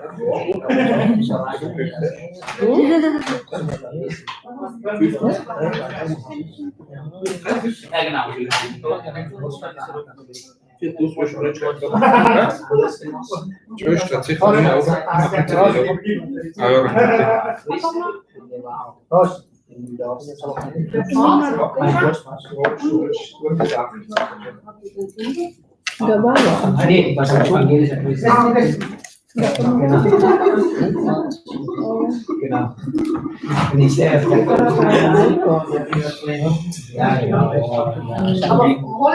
Lampunya padamin dulu kali. Biar Iya, jelas. kalau nonton harus ngerti. Lampunya matiin dulu. Ich bin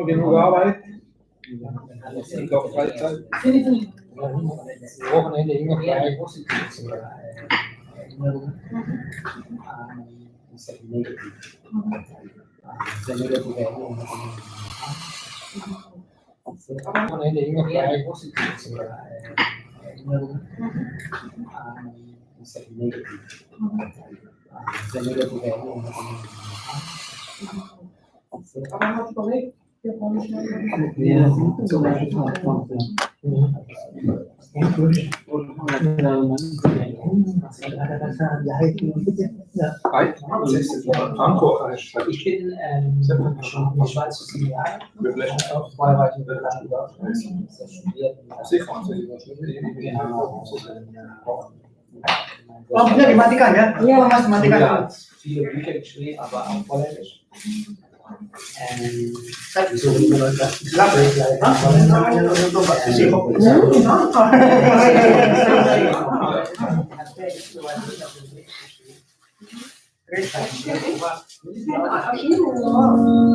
Nih, bisa dengerin ya?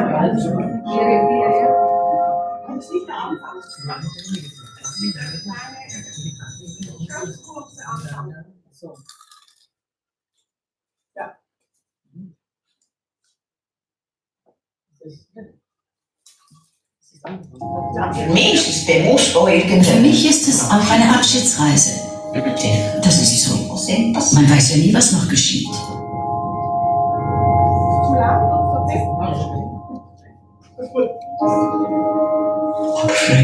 Aber ich freue mich sehr auf dieses Land. Ist klar. Hollywood, wo einfach alle Leute Indonesier sind. Herrlich.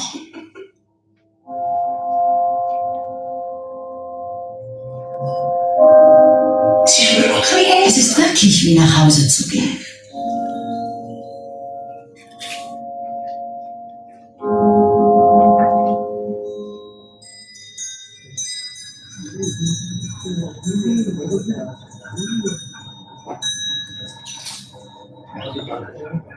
Das ist meine Tante Gladys.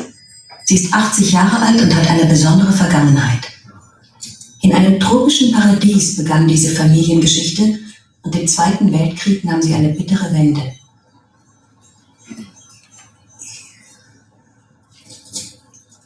Meine Tante war zu der Zeit ein junges Mädchen. Manches kann ich vom Hörensagen, doch nur sie kann mir diese Geschichte noch erzählen.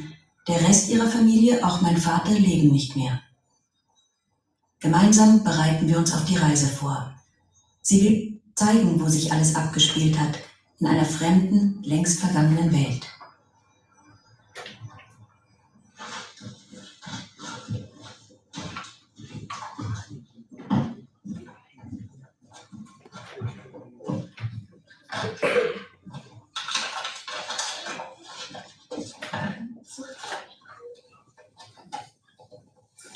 Das ist der lustige. Wunderbar. Das muss Verlobungsfoto sein. Die Eltern von Gladys' Eltern heirateten 1920 aus Liebe. Kurt, mein Großvater, war Mediziner und suchte das Abenteuer im fernen Osten. Meine Großmutter Gret reiste ihm mit zarten 19 Jahren hinterher. Gret führte fleißig Tagebuch. Eine wahre Fundgrube für uns. Die Texte und Fotos erzählen von ihren Erfahrungen in der holländischen Kolonie auf den Inseln Sumatra und Java. Und so beschrieb meine Großmutter, mit welchen Vorstellungen sie als behütetes Berner Mädchen nach Südostasien reiste.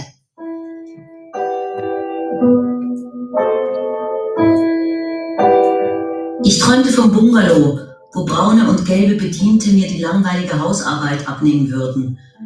Und wo ich am Rande des Urwaldes hoch zu Ross an der Seite des jungen, gut aussehenden, vielversprechenden Mannes durch Täler und Hügel schweifen würde.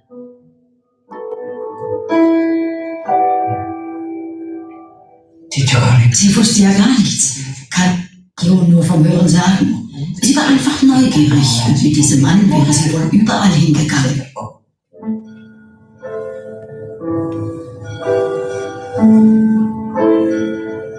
Wie schön würde es sein, mit dem geliebten Mann in der Urwaldeinsamkeit das gemeinsame Leben zu beginnen.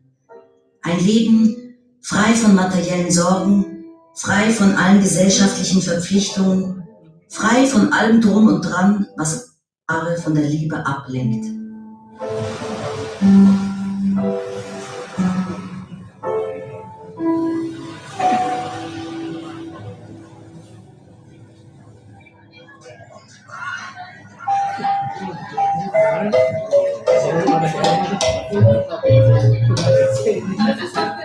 In der neuen Heimat meiner Großeltern lebte eine Vielfalt von Völkern mit Hunderten von Sprachen und Religionen, entwickelten Kulturen und einfachen Naturvölkern. Das Reich hieß Niederländisch-Indien.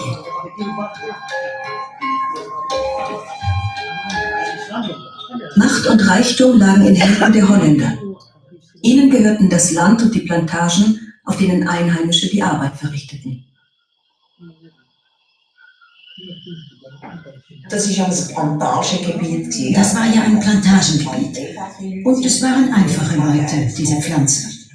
Am Monatsende fuhren sie in die nächste Ortschaft und ließen sich volllaufen. Das wusste man. Das war das sogenannte Pflanzenleben. Es ging da jeweils Tag zu und her. Und das haben meine Eltern gar nicht geschätzt. Meine Großeltern richteten sich in den 20er Jahren auf Sumatra ein. Gret führte den Tropenhaushalt, lernte Holländisch und Malayisch.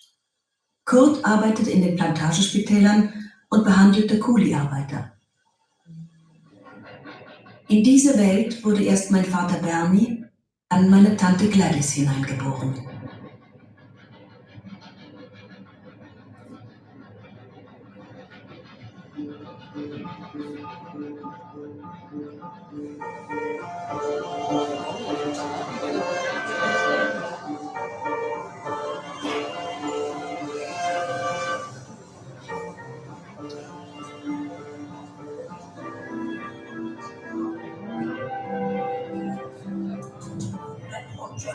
das scheint schon ein spitziger sein.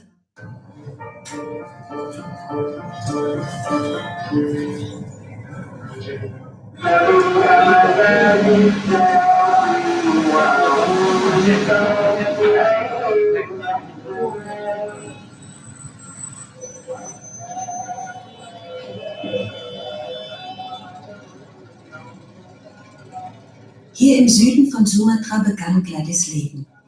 Und hier beginnt unsere Reise, 80 Jahre später, im Spital, in dem sie geboren wurde.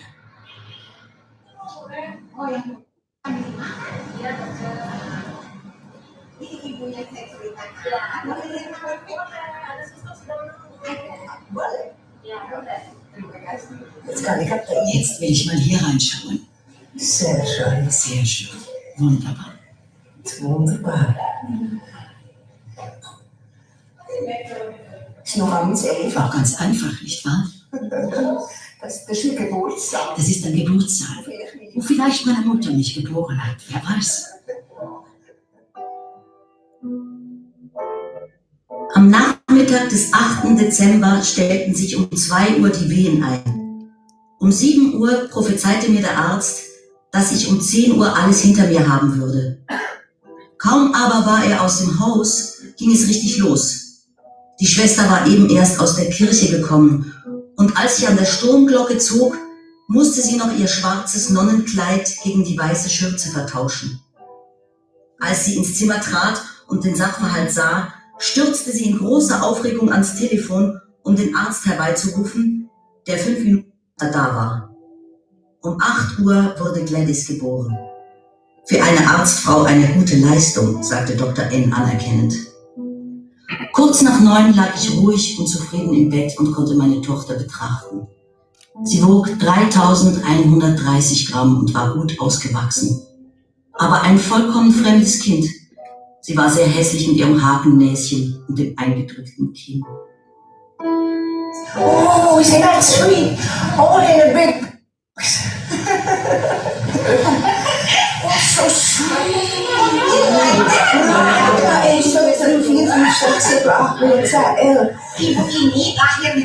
Diese Dame hier wurde vor 80 Jahren hier im Spital Caritas geboren.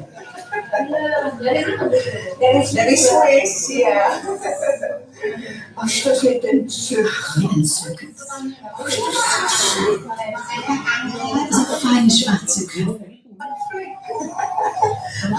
That's how I was 80 years ago.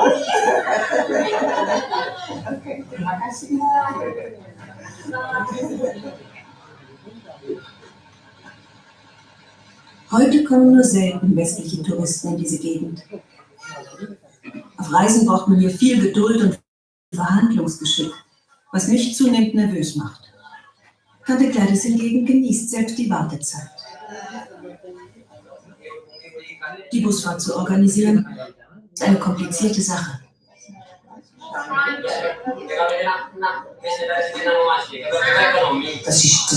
Das gehört auch dazu, das vergisst man im Gewitter. Die Dinge klappen eben nicht so reibungslos hier. Man muss damit umgehen, dass alles nicht so gut funktioniert. Daran muss ich mich wieder etwas gewöhnen.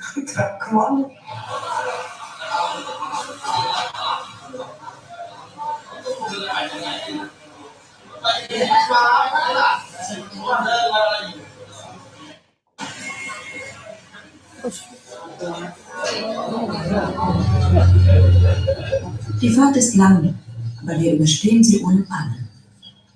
Früher war Autofahren in dieser Gegend ein einziges Abenteuer. An einem regnerischen Morgen machten wir uns auf die Reise. Aber oh weh, ein paar Kilometer vor Lahat war ein Riesenbaum quer über die Straße gefallen. Es goss in Strömen, sodass die Wegarbeiter nicht die geringste Lust zum Wegräumen verspürten. Erst nachdem der Regen aufgehört hatte, ging es ans Hacken und Sagen.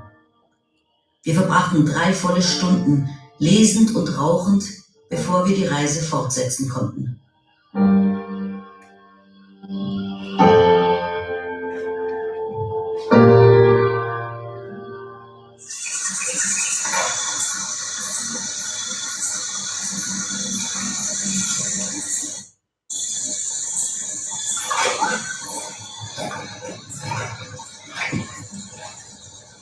Die zweite Station.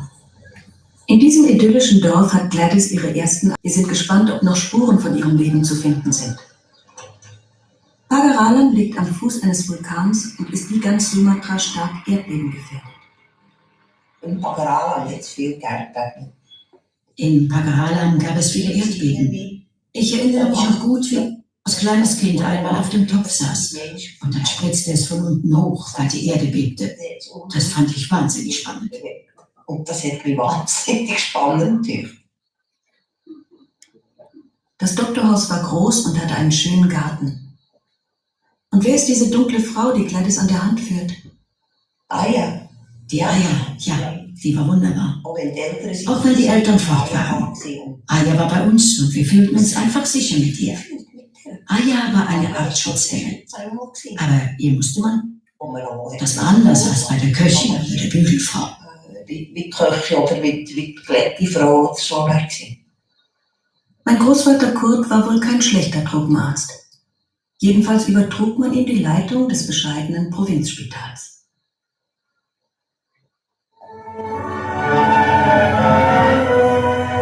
De ziekenauto's rijden uit om in de kampong polykliniek te houden.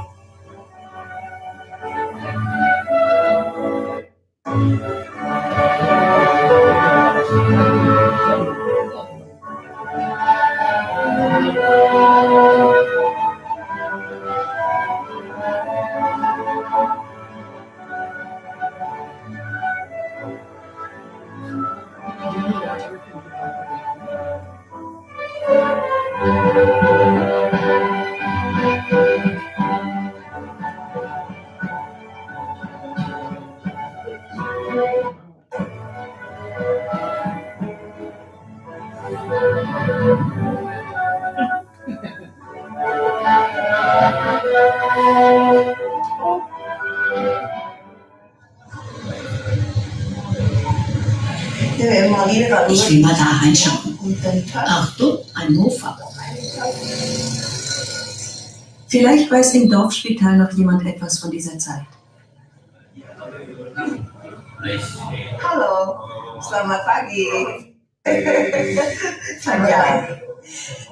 Ini dulu Bapak saya kerja di rumah sakit di Pagaralan tahun 24 sampai 30. 33. Iya, Dr. Surbek. Ini rumah dokter yang di sebelah dulu tidak jauh dari rumah sakit. Ini rumah dokter. Mungkin setelah Pak Oto. Rumah tentu tidak ada lagi, tapi rumah sakit barangkali ini. Iya, dari dulu. Dulu ini rumah sakit di Central Hospital dari Kebonan. Betul. Betul sekali. Jadi sejarah rumah sakit yang asli. Iya. Adalah ini. Iya, itu saya maksud, saya bilang, ini tentu rumah sakit itu. Wah, bagus saya sekarang. Jadi dia sebagai sahabat lama tidak boleh terputus gitu. Iya, untung. Ini komite medik ketuanya di dokter yang ada di sini Pak Harudin ini yang ketuanya. Ini rumah sakit saya tidak ada. Ada di rumah. Ada. Er sagt, es gebe hier ein Archiv. Ja. Genau. Donako. Ja, saya ada dari Bapak. Ya, das ist es. Ja, genau, das ist es. Kebun kami ke kiri.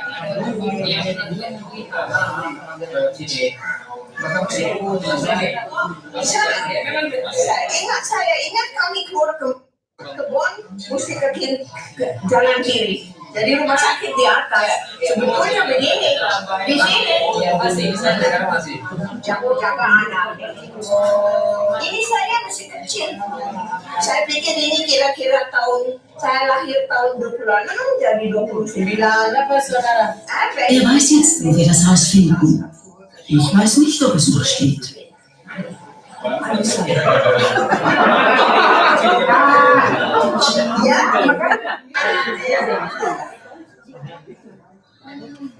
Trotz der vielen Hinweise, das Doktorhaus steht nicht mehr. Es fällt mir auf, dass es Gladys ist, die den Indonesiern von der Vergangenheit des Dorfes erzählt. Die Zeit der holländischen Besetzung scheint für diese Menschen weit weg zu sein.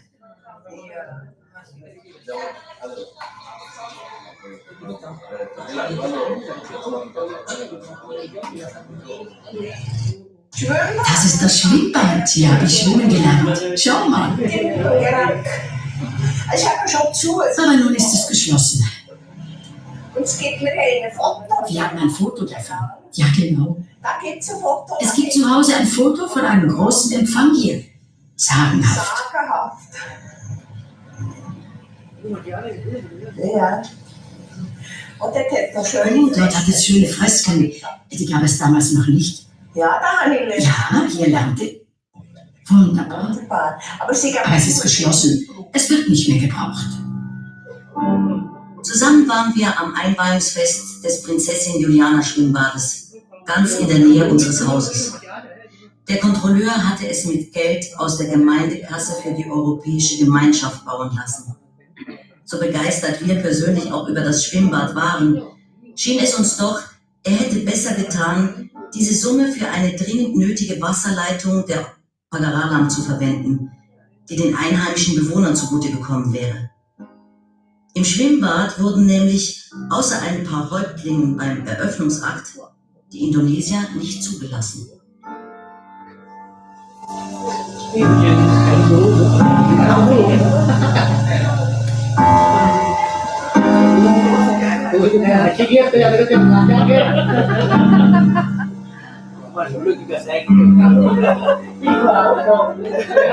Bis ein Kind war, Anfang der 30er Jahre, stand die holländische Kolonialherrschaft in voller Blüte.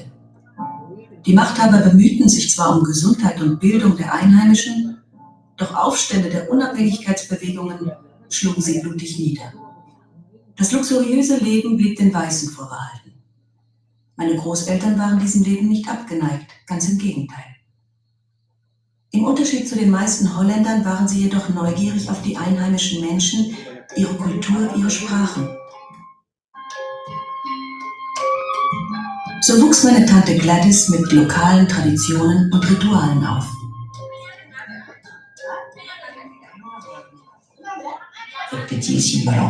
Manchmal wurden wir zu einer Hochzeit eingeladen, wo es diese religiösen Zeremonien gab. Ich erinnere mich noch gut, als die Tochter des Stallknechts heiratete. Ich durfte dabei sein und das war sehr beeindruckend. Zum Beispiel hat man ein hohes Ei über die Füße der Braut gelegt. Da habe ich gefragt, wozu das gut sei. Das sei eben Fruchtbarkeit, sagten sie. Diese etwas mysteriösen Dinge fand ich einfach spannend.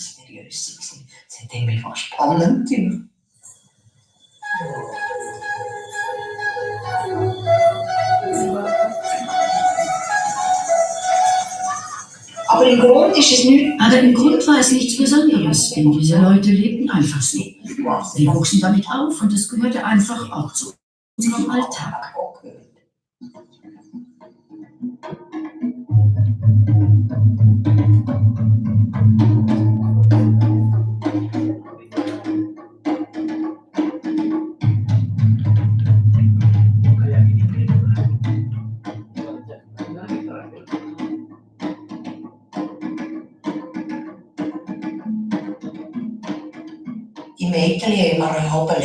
Die Mädchen oder Knaben taten mir leid. Sie waren gepudert, mit Blumen geschmückt und hatten schöne Kleider an. Und man sie auf einem Gestell zu demjenigen, der die Beschneidung durchführen sollte. Ich hatte das noch klar vor Augen, wie ein Mädchen zu beschneiden musste. Das war etwa so alt wie ich und ich dachte, wenn ich nun an ihrer Stelle wäre, ich würde das nicht wollen.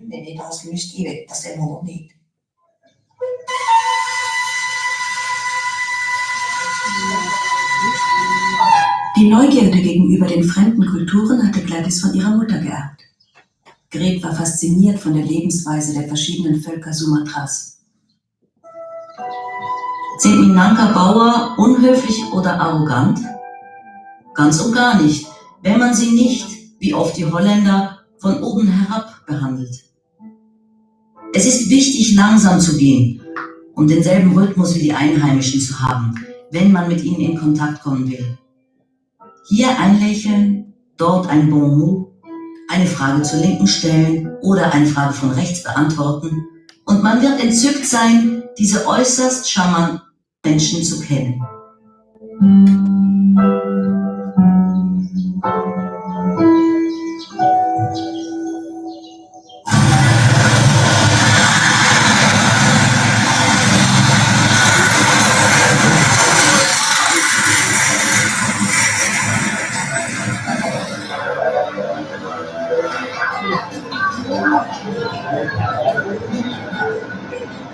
Die Stadt Bandung ist der nächste Schauplatz von Gretes Reise. Sie ist überwältigt, wie stark sich alles verändert hat. Und wir ahnen, dass die Spurensuche schwierig sein wird.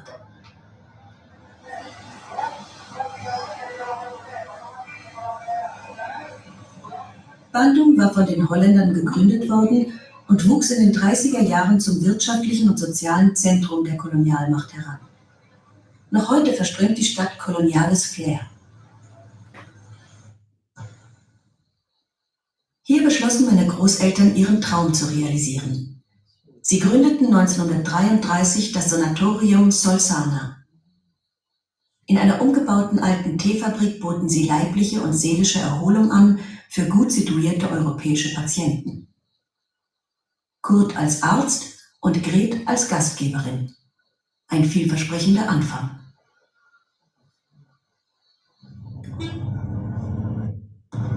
Das ist unsere Auffahrt. Da, die Palme. Das ist die Auffahrt. Das ist ja verrückt.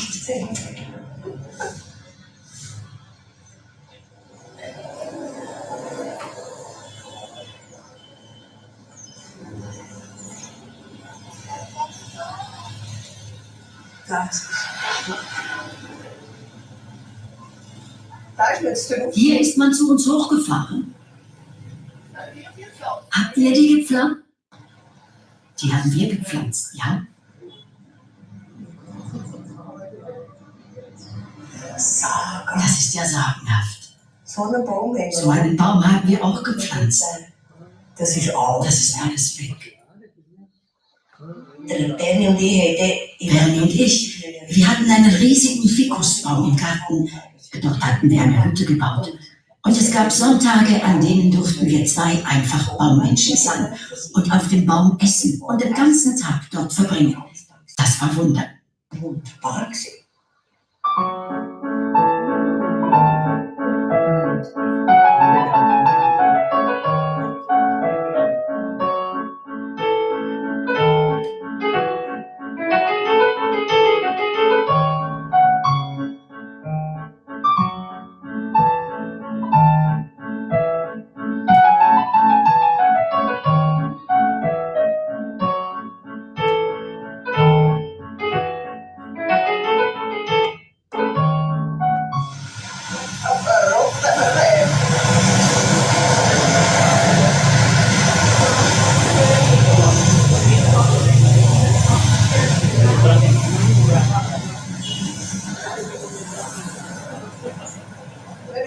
Wir sagten einfach Stopp.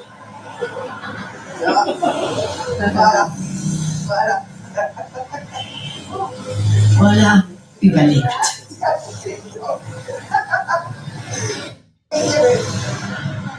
Im traditionsreichen Hotel Hohmann verkehrte damals die weiße Gesellschaft. Auch die Familie von Gladys. I think I know a children's rhyme, I tell you, but I don't know the meaning. Tulak tuja eman serengai jame garing bu.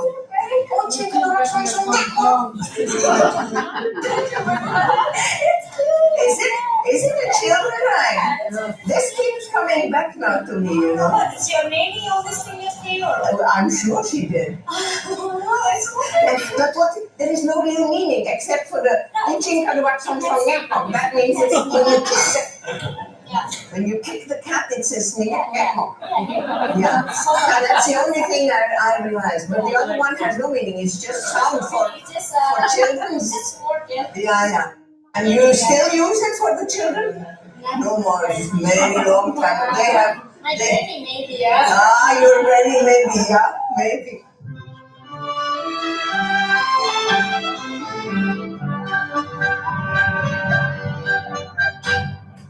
Oude trouwe sprookjes, nu jij dat doet, gaat jubileren.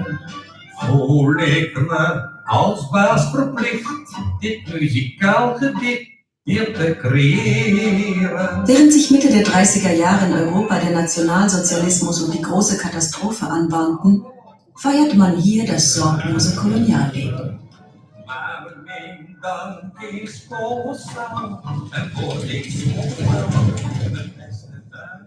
Der Rennplatz lag im Süden der Stadt. Bandung war da. In den Pausen amüsierte ich mich, das Publikum auf den teuren Plätzen der Tribüne und das einheimische Volk auf den Stehplätzen zu beobachten. Und dann die Apaten, die dank ihrer Position in der kolonialen Hierarchie eine Freikarte für den Concours haben. Sie werden mit ihren herausgeputzten Gemahlinnen in pompösen Autos vorfahren und auf der Ehrentribüne huldvoll lächeln. Sie werden sich von 8 bis 12 Uhr stets ihrer Stellung bewusst bleiben und bestrebt sein, einen guten Eindruck auf die gewöhnlichen Sterblichen zu machen. Er wird sagen, schönes Pferd. Und sie wird einen kleinen hysterischen Schrei ausstoßen, wenn Pferd und Reiter stürzen.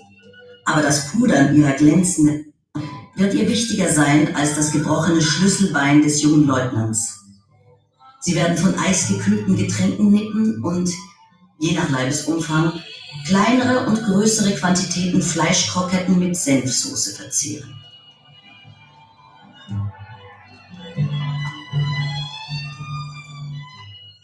Die Verantwortung für das Sanatorium wog schwer und wurde für meine Großeltern zur Belastung. Sie hatten das Unternehmen Solsana unterschätzt. Während Gret sich über zu viel arbeitete, wurde Kurt krank. Beim Daddy war es aber so, auf seinem Gebiet ist er natürlich... Auf seinem Gebiet war mein Vater sehr stark. Als Mediziner sehr fürsorglich mit den Leuten. Aber sie war sicher belastbarer als Daddy. Strapazierbarer ist als der Daddy. Der Daddy hat einfach... Wenn ihm etwas nicht passte, blockte er einfach ab oder ging auf eine Reise. Für sie. Er brauchte einfach viel Platz und Zeit für sich. Punkto Persönlichkeit. Was die Persönlichkeit betrifft, war sie bestimmt robuster und er trug mehr als er. Er ist so. Er war schwieriger. Und er hatte auch seine Depressionen. Er hat ja auch seine Depressionen auch gehabt. Kurts Krankheit wirft einen Schatten auf das Haus. Jeder vermeidet ängstlich, ihn zu stören und zu reizen. Trotzdem kommen immer wieder Dinge vor, die es tun. Kurt mischt sich nörgelnd in den Haushalt ein. Schrecklich ist, wie sein Gesicht von Stunde zu Stunde verändert. Morgens ist es ziemlich hell, aber unversehens verkrampft es sich und die Augen bekommen einen sonderbaren Ausdruck. Dann vibriert seine Stimme und der Schritt ist unkenntlich.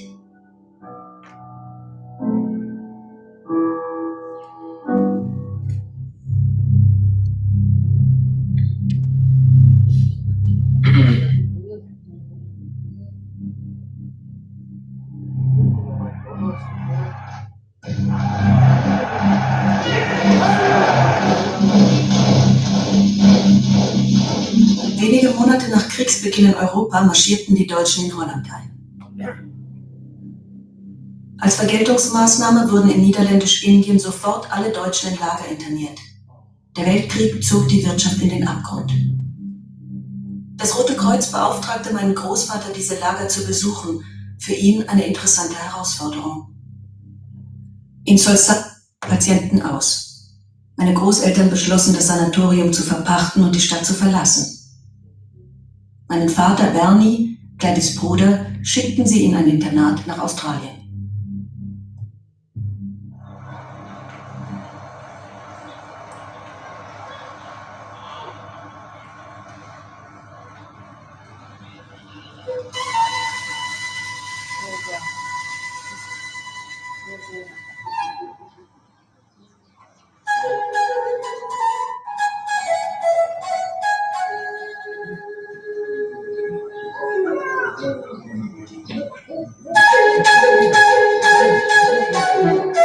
Die Familie zog wieder nach Sumatra, weit weg vom kolonialen Zentrum Bandung, weit weg vom Weltkrieg. Hier fanden sie Ruhe vor dem Sturm. Neben seiner Tätigkeit für das Rote Kreuz arbeitete Kurt als Arzt für die Einheimischen, das Volk der Batak.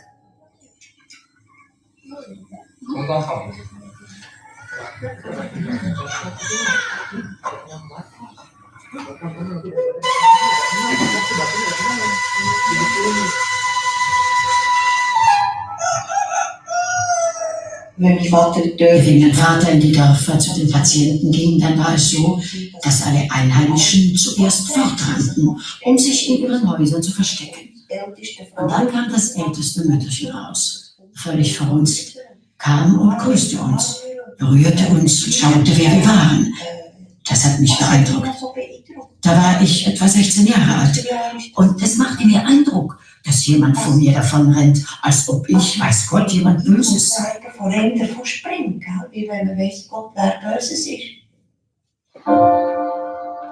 In Europa stellt man sich allzu leicht vor, dass die außereuropäischen Völker schmachten nach unserer Zivilisation und dass die europäische Medizin ein Segen für sie sei.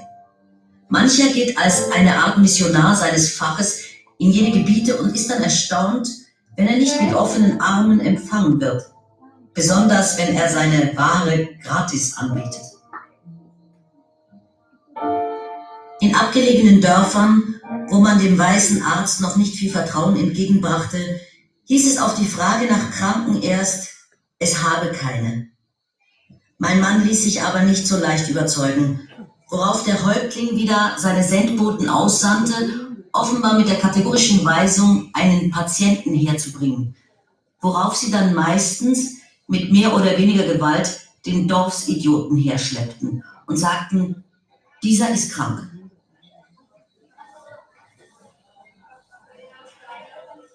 Sore nanti ada ini yang sudah selesai. Sudah selesai. Warna ini bagus. Warna ini ya. Ada lagi ini yang sudah selesai. Iya. Bagus juga. Warna ini lebih bagus. Ada warna lain. Ada. Nggak ada. Ada yang warna coklat.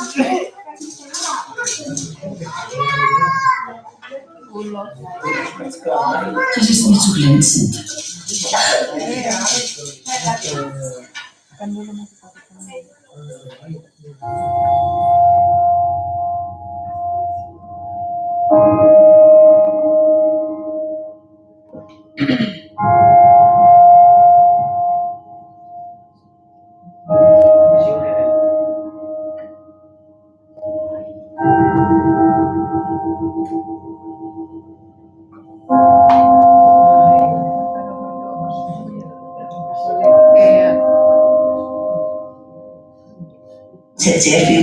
Es hatte viele deutsche Missionare dort.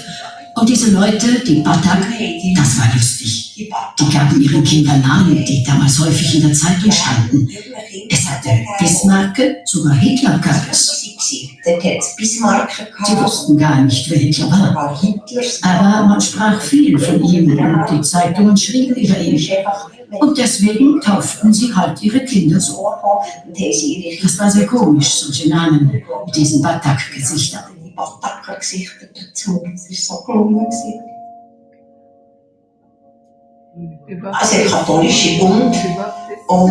Es gab katholische und protestantische Missionare, die haben einander ihre Täuflinge abgeluchst. Das hat mich wirklich geärgert. Die Batak gingen einfach dorthin, wo es am meisten zu ergattern gab. Ihnen war das völlig egal. Wenn sie beim protestantischen Gott beteten und es nützte nichts, dann versuchten sie es einfach noch bei den Katholiken. Und diese sagten dann, ja, wir haben wieder neue Täuflinge. Die Einheimischen schauten einfach, wer ihnen am meisten brachte. Und wenn es drauf ankam, verließen sie sich wieder auf ihre Zauberstäbe.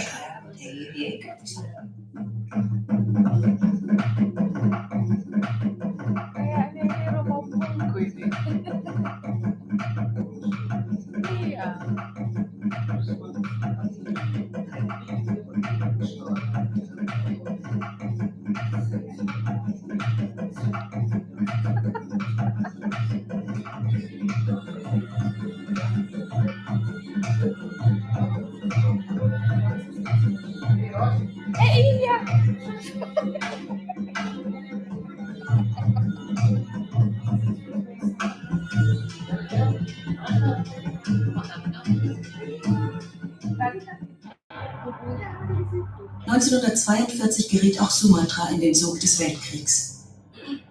Auf ihrem Eroberungszug durch ganz Asien fielen die Japaner auch in Niederländisch-Indien ein. Ihr Ziel war es, die Region zu beherrschen und vom europäischen Einfluss zu befreien.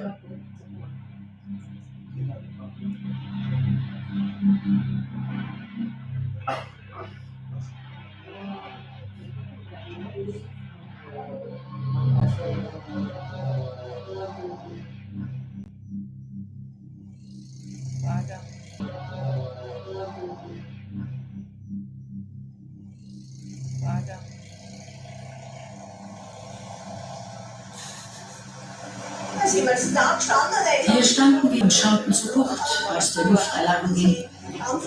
Eine ganze Menge Flugzeuge kamen von dort und bombardierten die Schiffe im Hafen.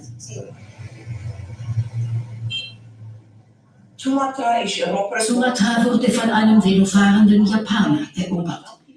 Der fuhr in die Hauptstadt von Sumatra nach Bedah. Eines Tages kam dieser Japaner in die Stadt, fuhr zum Amtshaus und sagte, ihr könnt abhauen, wir sind jetzt da. Ohne Kämpfe ging das.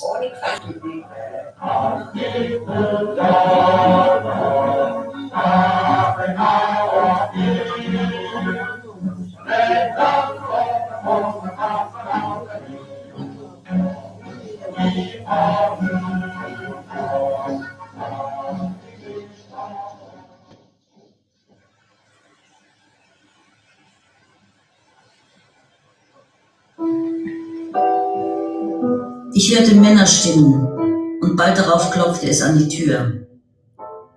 Als wir ins Wohnzimmer traten, standen dort 3 bis an die Zähne bewaffnete Japaner. Immer wieder probierten wir ihnen begreiflich zu machen, wir seien Schweizer. Kurt zeigte den japanischen Brief vor. Sie beachteten ihn kaum. Der eine klopfte Gladys auf die Schulter und gab ihr ein Zeichen gegen das Schlafzimmer. Jetzt erst begriff ich, wofür sie gekommen waren. Wir waren zu dritt in einem Zimmer. Und 2 von ihnen nahmen meine Mutter mit ins Nebenzimmer und vergewaltigten sie. Sie konnte sich nicht wehren. Sie wusste, dass mein Vater massiv bedroht wurde. Und da sagte sie sich, es sei zwecklos, sich zu wehren. Der Vater versuchte noch, die Soldaten abzulenken, indem er ihnen sein Gold übergab. Aber die sackten sie einfach ein und blieben. Und dann wehrte sich meine Mutter heftig, als einer, es war der Älteste, glaube ich erinnere mich nicht mehr, welchen Militärgrad er hatte. Ich glaube, es war ein Korporal.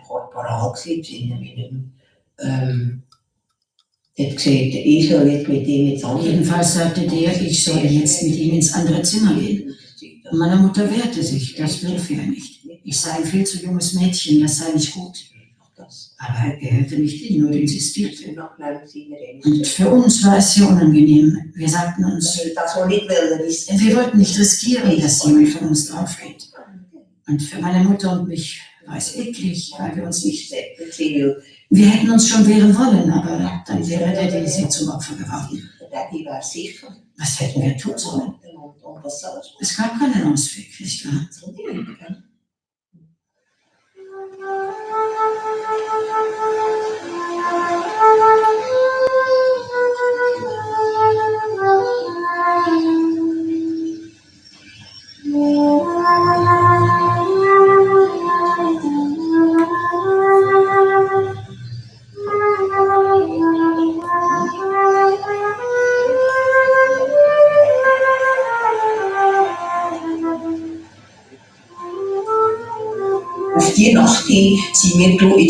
Nach dieser Nacht flüchteten wir.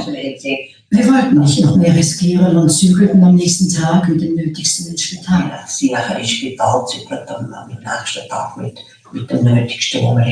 Aber alle 3 in einem einzigen Zimmer, das war auch nicht lustig mit der Zeit.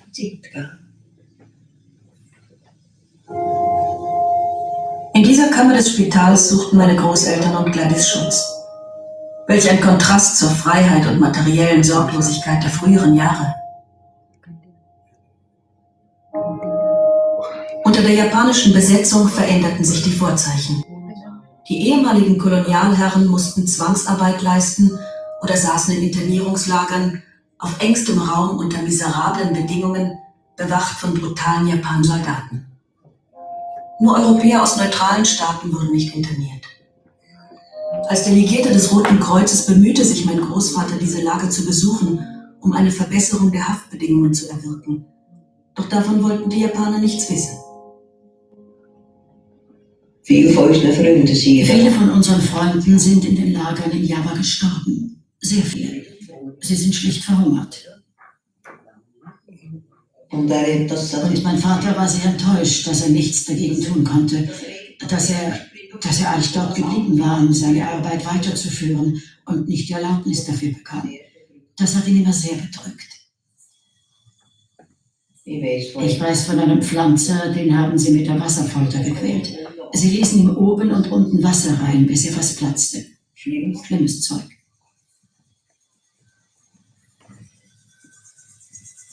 Nach anfänglicher Begeisterung schlug die Stimmung unter den um.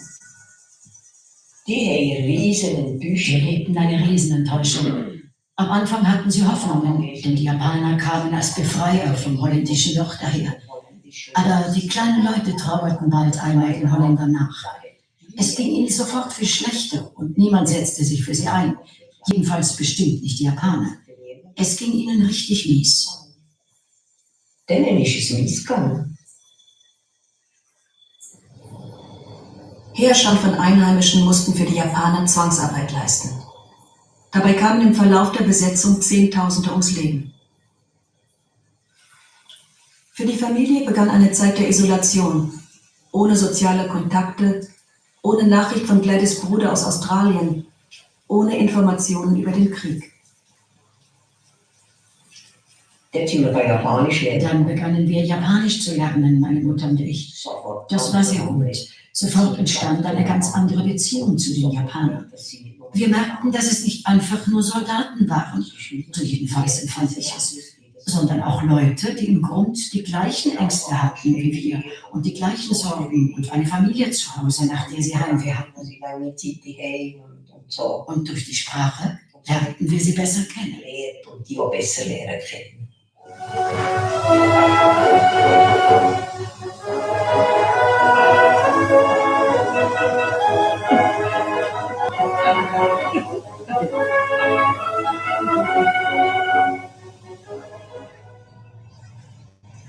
Ich stelle mir vor, wie die junge Gladys mit ihren Japanischkenntnissen kokettierte und die Besatzer damit beeindruckte.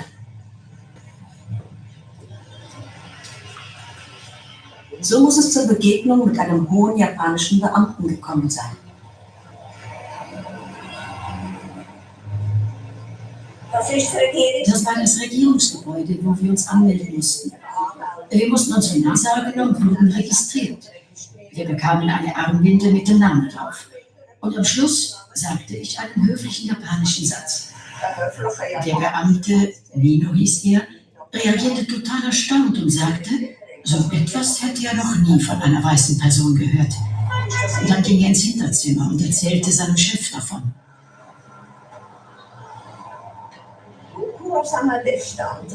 Und das heißt einfach, danke für Ihre Mühe. Ein Höflichkeitssatz. Und ich sagte dir einfach so daher, aus Spaß, und hatte danach solchen Erfolg damit. Ich schwärmte für Nino, ohne jemandem etwas davon zu sagen. Aus einer Zeitung schnitt ich ein kleines Foto aus und legte es in ein Medaillon. Aber ich verriet niemandem, wer es war. Aber Mino hatte auch eine andere Seite. Diktator von Santai. Er hatte viel Macht von seinem Büro aus, aber ich erinnere mich nicht, dass ich Ausdruck je gehört hätte. Oder, da kann ich nicht die Hand ins Feuer legen. Vielleicht ist das etwas, was ich nicht hören wollte. Mino gab sich intensiv mit ihr ab und ich hatte manchmal Angst, die Militärpolizei könnte gegen diese Fraternisation einschreiten. Ich redete Gladys zu, nicht allzu oft mit Mino zusammenzukommen. Kurt sah es nicht besonders gern. Mino schien wirklich Gladys den Narren gefressen zu haben. Was sah wohl der 32-Jährige an der 16-Jährigen? Ich hatte Vertrauen in Gladys und wollte sie nicht am Gängelband meiner eigenen Grundsätze halten. Im Krieg zeichnete sich eine Wende ab und die Japaner stießen auf starken Widerstand der Alliierten, vorab der Amerikaner und Engländer. Auf Sumatra wurde die Versorgungslage prekär. Es mangelte an Rohstoffen, Nahrungsmitteln und Medikamenten. Die Familie war ständig unterwegs auf der Suche nach einem sicheren Ort. Gladys konnte Mino kaum treffen, denn dies war gefährlich. Er stellte ihnen aber Transportmittel zur Verfügung und vor allem schützte er sie vor Übergriffen der Militärpolizei. Das ist doch schlecht. Das Klima war heiß und feucht. Die Mutter war krank und der Vater hatte schlechte Laune. Es war eine unmögliche Zeit. Und ich weiß noch, dass ich dauernd mit Mama stritt. Und oft geriet ich zwischen die Eltern. Der Vater reklamierte ständig, war sauer und verbreitete schlechte Laune. Sie gingen einander wahnsinnig auf die Nerven. Es war keine lustige Zeit. Das ist nicht eine lustige Zeit.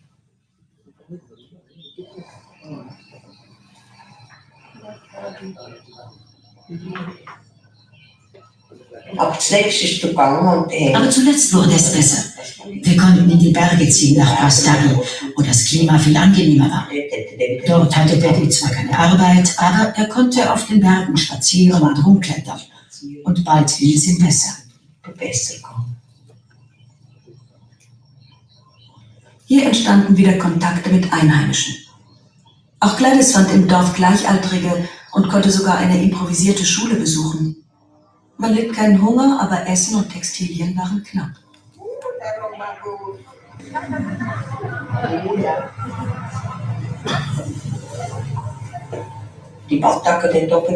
die Batak dort waren sehr scharfe weiße Leintücher, um ihre Toten darin einzupacken. Und wir hatten noch welche. Einmal kam eine Frau und prüfte ein Tuch, ob es wirklich so viel wert sei, wie Mama dafür verlangte. Sie sah, dass es etwas fadenscheinig war und sagte,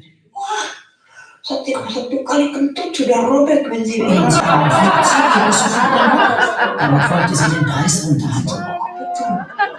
Die japanische Niederlage gegen die Alliierten stand kurz bevor und im Dorf ließ der Druck der Besatzer nach. Alle warteten auf das Ende des Krieges. Wenn man die Zeitung zwischen den Zeilen las, merkte man, dass es den Japanern schlecht lief, dass sie Kriegsschiffe verloren hatten. Das Schlimmste war, dass dann Gerüchte aufkamen.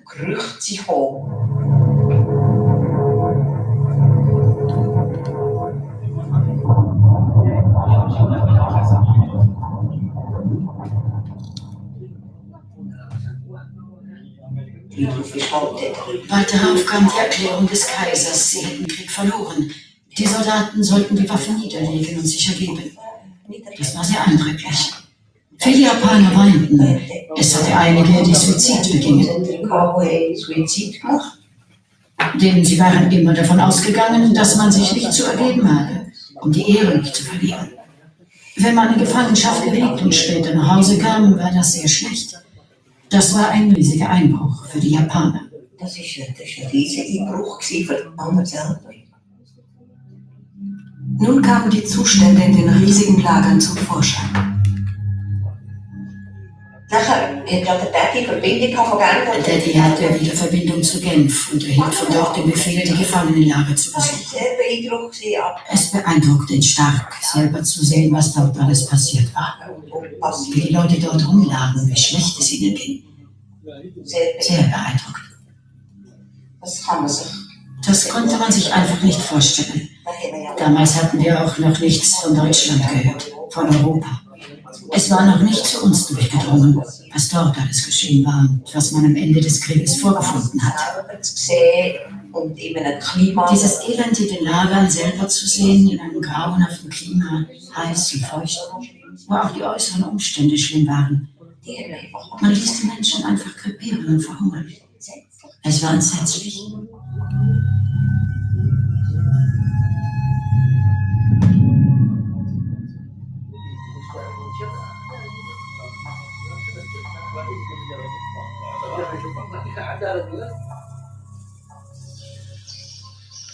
Im Land bahnte sich ein Bürgerkrieg an. Die unterlegenen Japaner wurden von den alliierten Siegern beauftragt, im Landesinneren für Ruhe und Ordnung zu sorgen. Die Holländer versuchten, ihre Besitztümer zu retten und die Kolonie wieder zu etablieren. Doch die Indonesier wollten endlich Herren im eigenen Lande werden und riefen die Unabhängigkeit aus.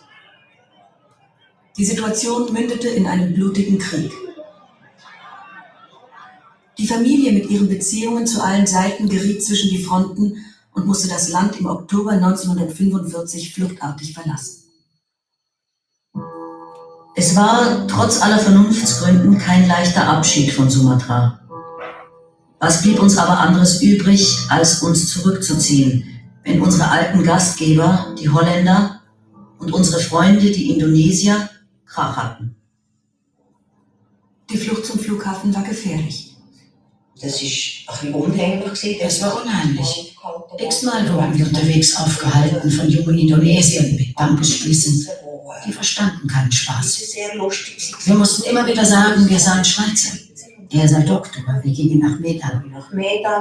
Das waren unorganisierte Banden auf der Straße. Die hielten die Autos auf und niemand hinderte sie daran. Das war eine nervöse, gefährliche Reise. Da hätte wirklich etwas geschehen können.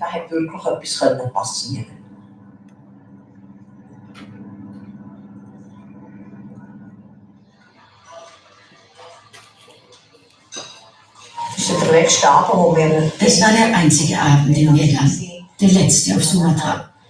Ich sagte, ich gehe noch aufs Zimmer. Die Eltern sollten sich nicht beeilen. Ich wolle noch Tagebuch schreiben. Als sie dann später ins Zimmer kamen, schrieb ich überhaupt nicht Tagebuch, sondern unterhielt mich mit Nino. So frech. So frech.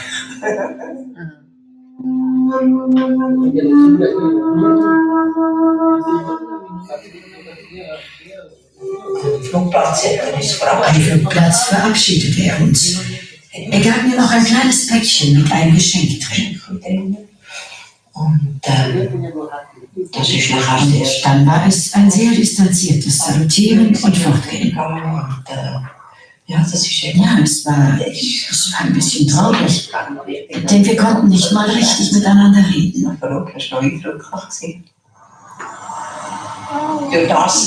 So wurde man einfach auseinandergerissen. Er war auf der Verliererseite und die anderen auf der Gewinnerseite. Das ist auch ein Teil des Krieges. So war das einfach.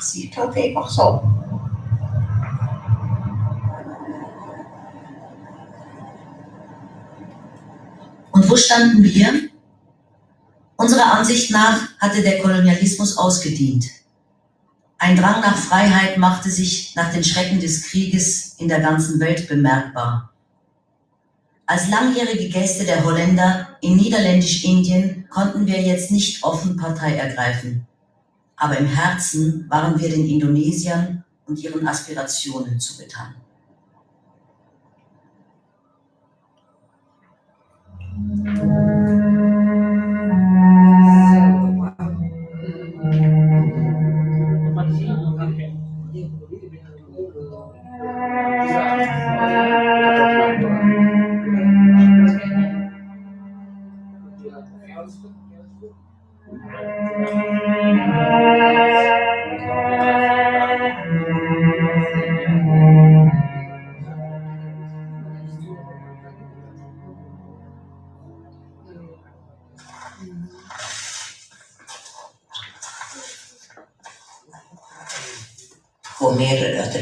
Als wir zu Weihnachten 1947 in Iseltwald waren, ging Daddy eines Morgens spazieren und kam nicht mehr zurück.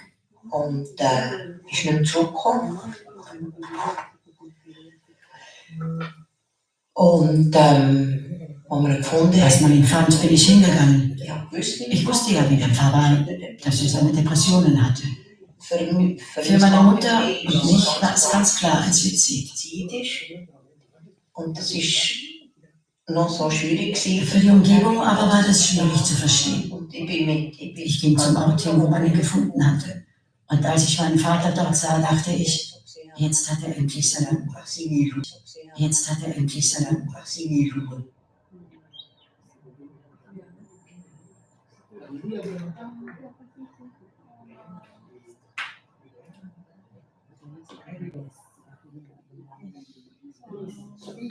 denke, er ist einer von denen. Ich denke, er war einer jener vielen Nachkriegsopfer, die diesen Ausweg suchten, weil sie das Leben nach dem Krieg in Europa einfach nicht ertrugen.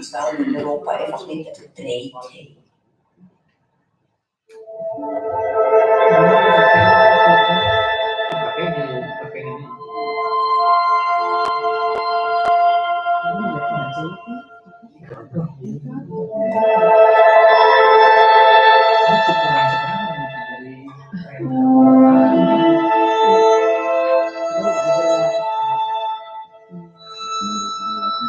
Meine Familie blieb in der Schweiz.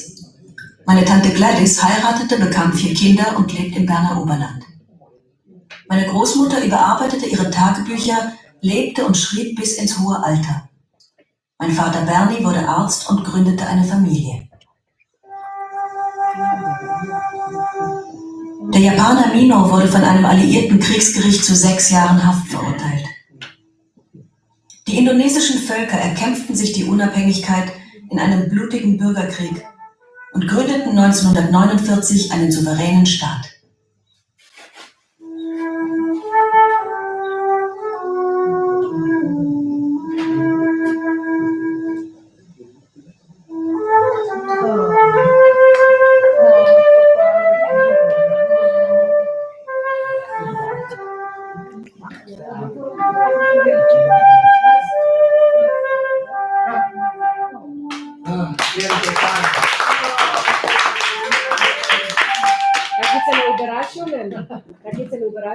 Ihre Großvater war im Film.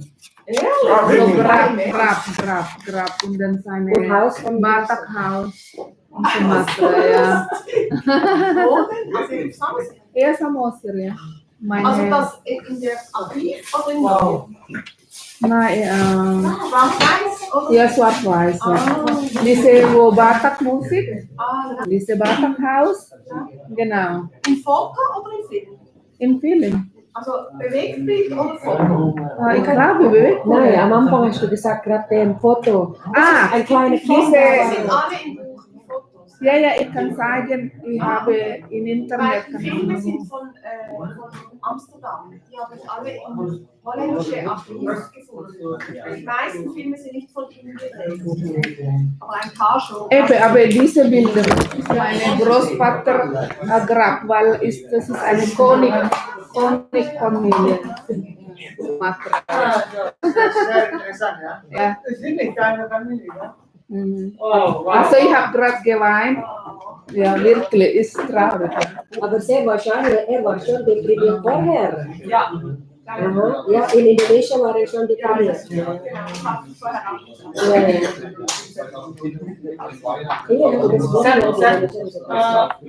Was gratis sing eine Kinderlied? Masih mungkin ada cincang kuing mana tinggal cino por kakol bapak satan bulan kalau satu bentar kita kena song Aku bisa cuma apa?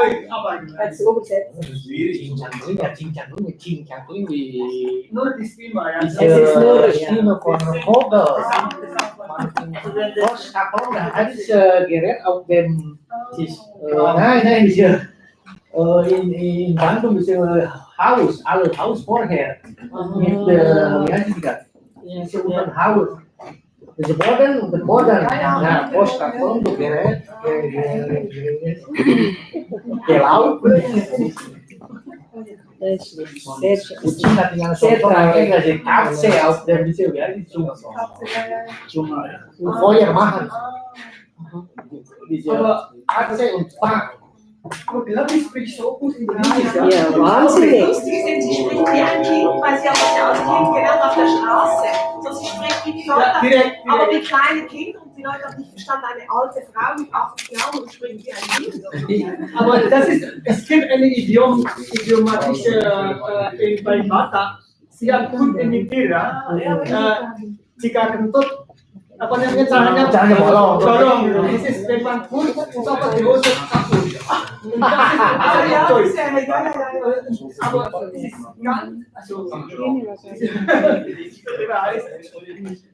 Ada pertanyaan? Any comment?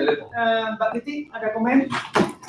I think in this film, when next year, in embassy, Indonesian embassy, maybe because ladies live in Bern, when this film will try to show the public in the 17th August of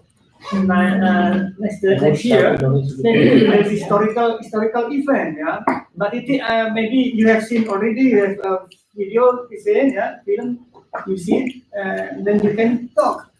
Yeah. Maybe this is only I'll try. idea. This is depend on the embassy. The rest or always is playing with the tarik tambang, or this is good, nice food also. But it's a little bit historical and connected emotional with it. But I'm really surprised that her memory is still very strong. I mean, she left Indonesia with 16.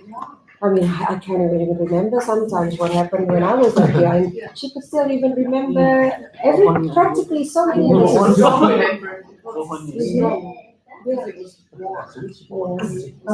why it's true for me. I mean, her mother's writing helped, of course. Yeah, and the first thing was to go through all that. And that then it came back to memory. The process was first the book and then the film, I think. Otherwise, it would not have been possible. When this book was written, 2008. 2007. Oh, 2007. We wrote it and then we went to Cannes. And the film was done? 2008. Okay. But when did your father die? Did he? My father died And she's still in Australia. He died about 28 years ago. So he didn't. So he didn't know that you made this. Oh, it's a pity. It's already the family is still in Australia. No. Friends, but not family. And now I want to hear from Mas Bram. Mas Bram is a special organ human being. Comparing, because Levi have a good memory. In my opinion, at that time there are not many WhatsApp or like Facebook, and it's very fresh brain. What do you think? Yes, but like what she said, and she read the book first, and that helped. That helped if you read it first. We were discussing. You see, and then exactly. So wie alt ist sie jetzt? 93. Amazing.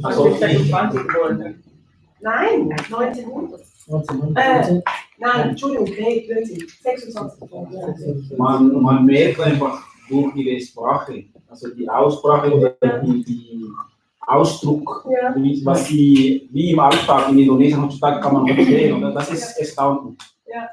Meine, wenn wir hier, wenn man in der Schweiz, wenn man das Land so lange nicht mehr nur lebt, die Sprache kommt immer wieder neue Begriffe, neue Worte, aber sie ist so lebendig, sie druckt einfach aus und das finde ich glaube, zeigt auch diese Lebendigkeit, oder? Von vielleicht geprägt von ihrer Kindheit, so viele verschiedene Orte hat sie gelebt. Und ich meine, es war eine große Freude für sie, dort zu sein. Leider, ich finde, es hätte noch viel schönere Szenen gehabt und da war der Kameramann nicht schnell genug und nicht parat. Es hat im Wandlung stand sie irgendwo und sofort kamen 30 Leute und haben mit ihr diskutiert in der Mitte, das war so lustig. But is she a funny person? Because this joke I will never forget. Sekali kentut, I will never forget that joke. Aber diese Baby mit viele Baby,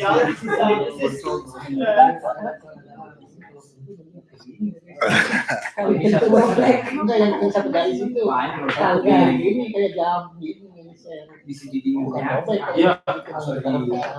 einfach der Weg aus und die Bäume und wie sie das beschreibt, das ist einfach sehr eindrücklich, wie so ein Mensch bestimmte Situationen vor einigen Jahren gemerkt hat und immer noch Situationen im Kopf hat, genau zu sagen, ja, die habe ich mal gestanden. Vor allen Dingen hat ja viele Jahre schon verändert. Es ist ja sehr, sehr viel Veränderung natürlich auch, vor allem in Wandlung. Ist ja fast nicht mehr zu erkennen, vielleicht ist sie aber trotzdem so unglaublich, wie viele Gedächtnis und Begeisterung sie da rangegangen ist. Ja, das ist unglaublich. Also in gewisser Art und Weise, ich denke, sie ist ein typisches Schweizer. Ja. Also wenn man so, also ich würde es empfehlen, beim Straße überqueren, ja, jetzt einfach jetzt laufen, aber jetzt. Stop. Sie war eigentlich die Ruhe, sie war total sicher. Sie hatte nie Angst. Sie hat immer gesagt, in Indonesien kann mir nichts passieren, die Leute beschützen mich.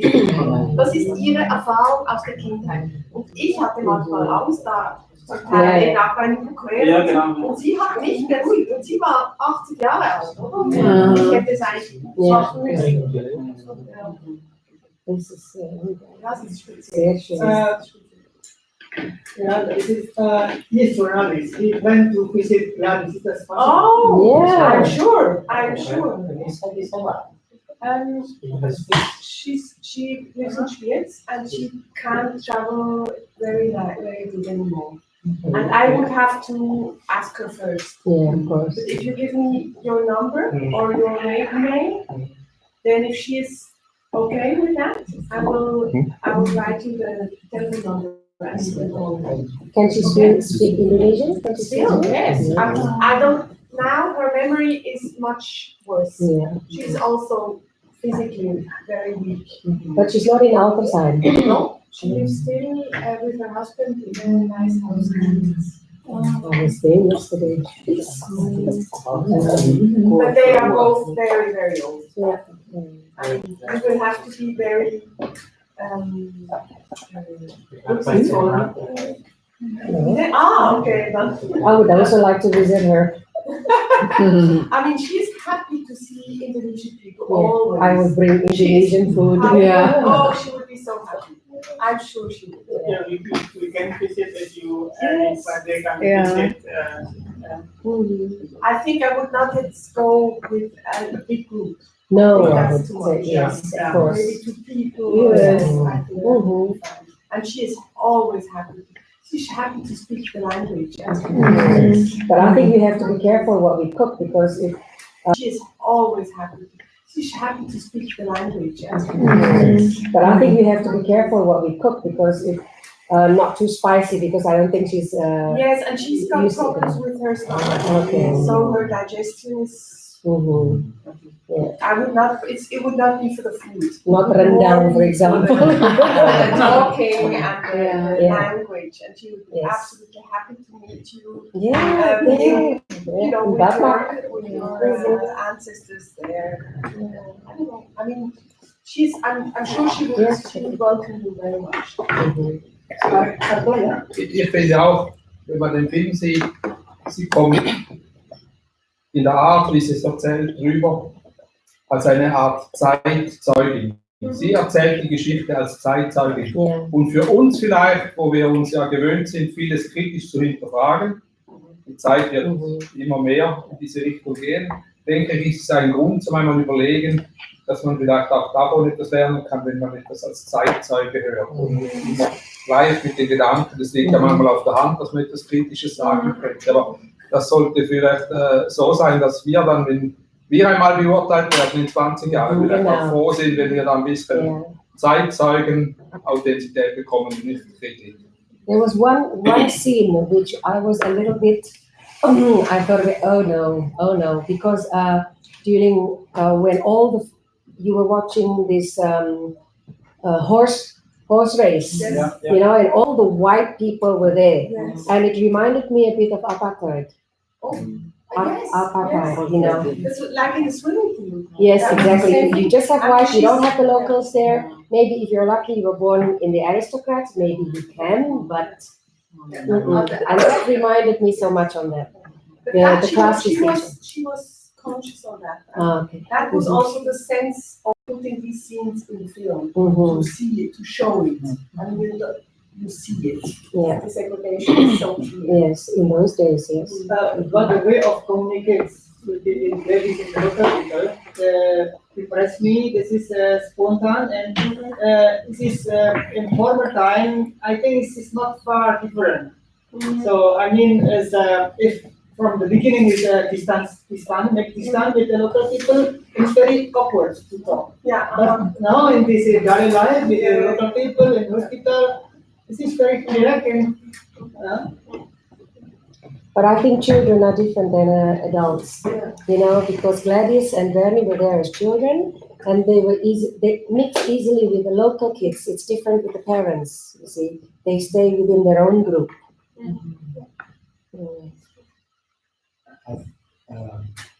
Wahrscheinlich für sie war auch relativ schwierig, über diese schlimmen Zeiten darüber zu sprechen.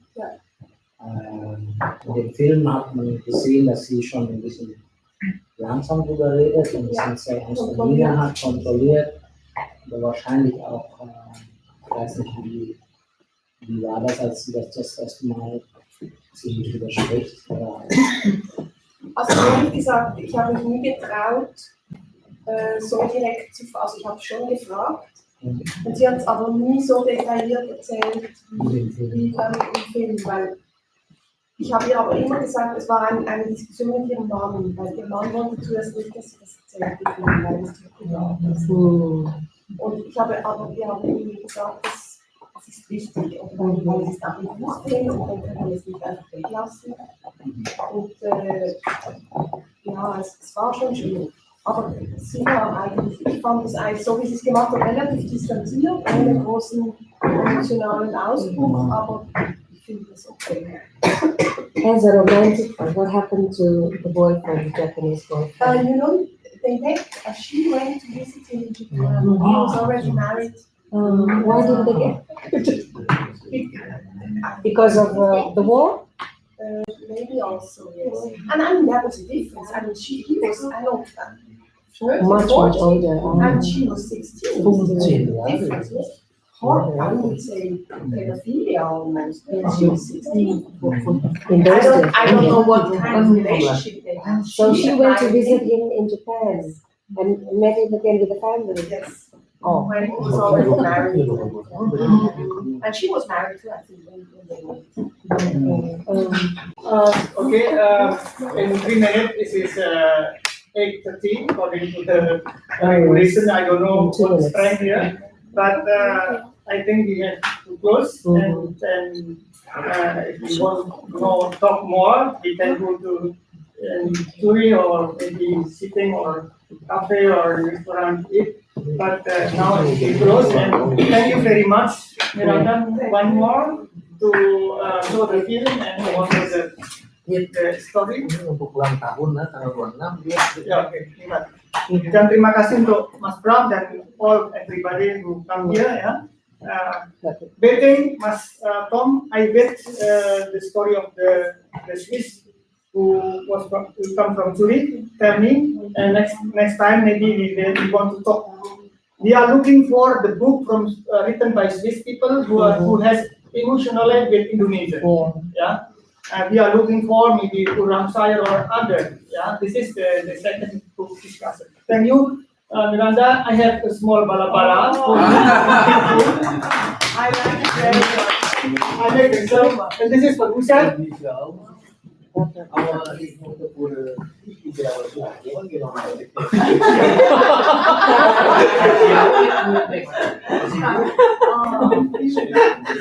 Wir haben gearbeitet, Gespräche.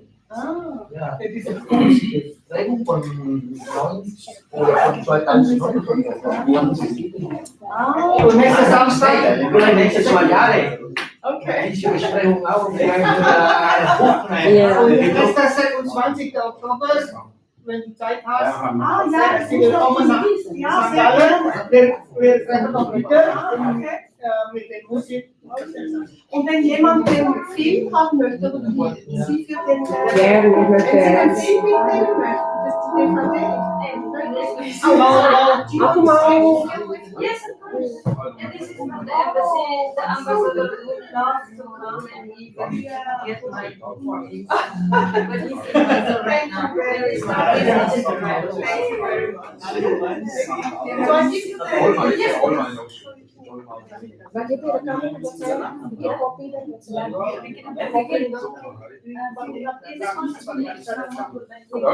Tidak ada foto bersama. Iya, foto bersama. Bersama dulu ya, foto dulu ya. Iya.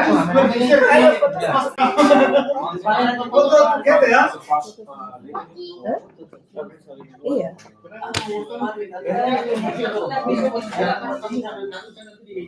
Kita siapa fotonya? Foto bersama pinter kan? Foto dulu. Mbak, Mas Bram, bukanya gimana? Dikeluarin.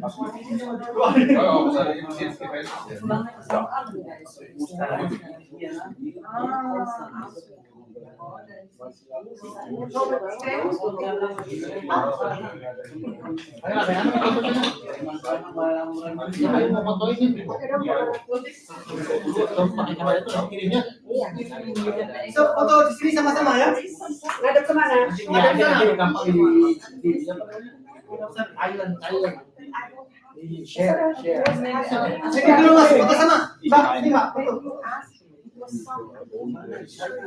Mendingan di sini, ini yang panjang. Terus di latar belakangnya apa? Ada yang duduk, ada yang berdiri. Kalau berdiri semua nggak muat, Mas Sigit. Ada yang duduk, ada yang berdiri. Kalau berdiri semua nggak kelihatan dong, atau gitu ya? Foto beda.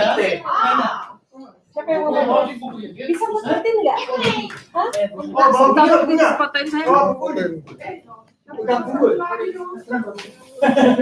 Hah, nggak bisa. Foto semua. Fotonya saya.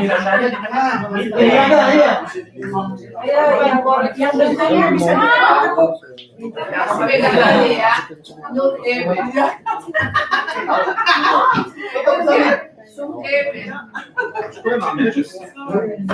Kok dia malah yang di bawah? Dia ada maksudnya. Ada di sini. Siapa? Langsung semua nggak? Aku nggak bisa jatuh. Bisa kelihatan. Aku agak jorok ya. Jangan dulu deh saya. Masih nomor 1, 2, 3. Lagi 1, 2, 3. 1, 2, 3. Kita bisa yang mana ya? siapa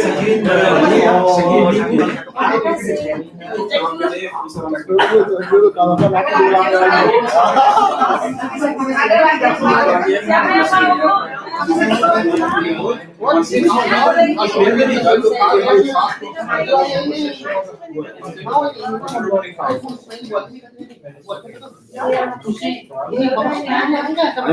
Ya, Mas. Oh, dulu ada.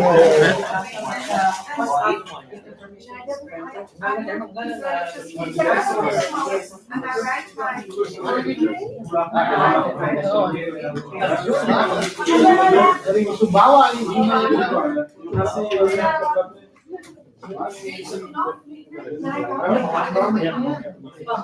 Nggak ada yang mau berbawang. ada yang mau kopi sama gula?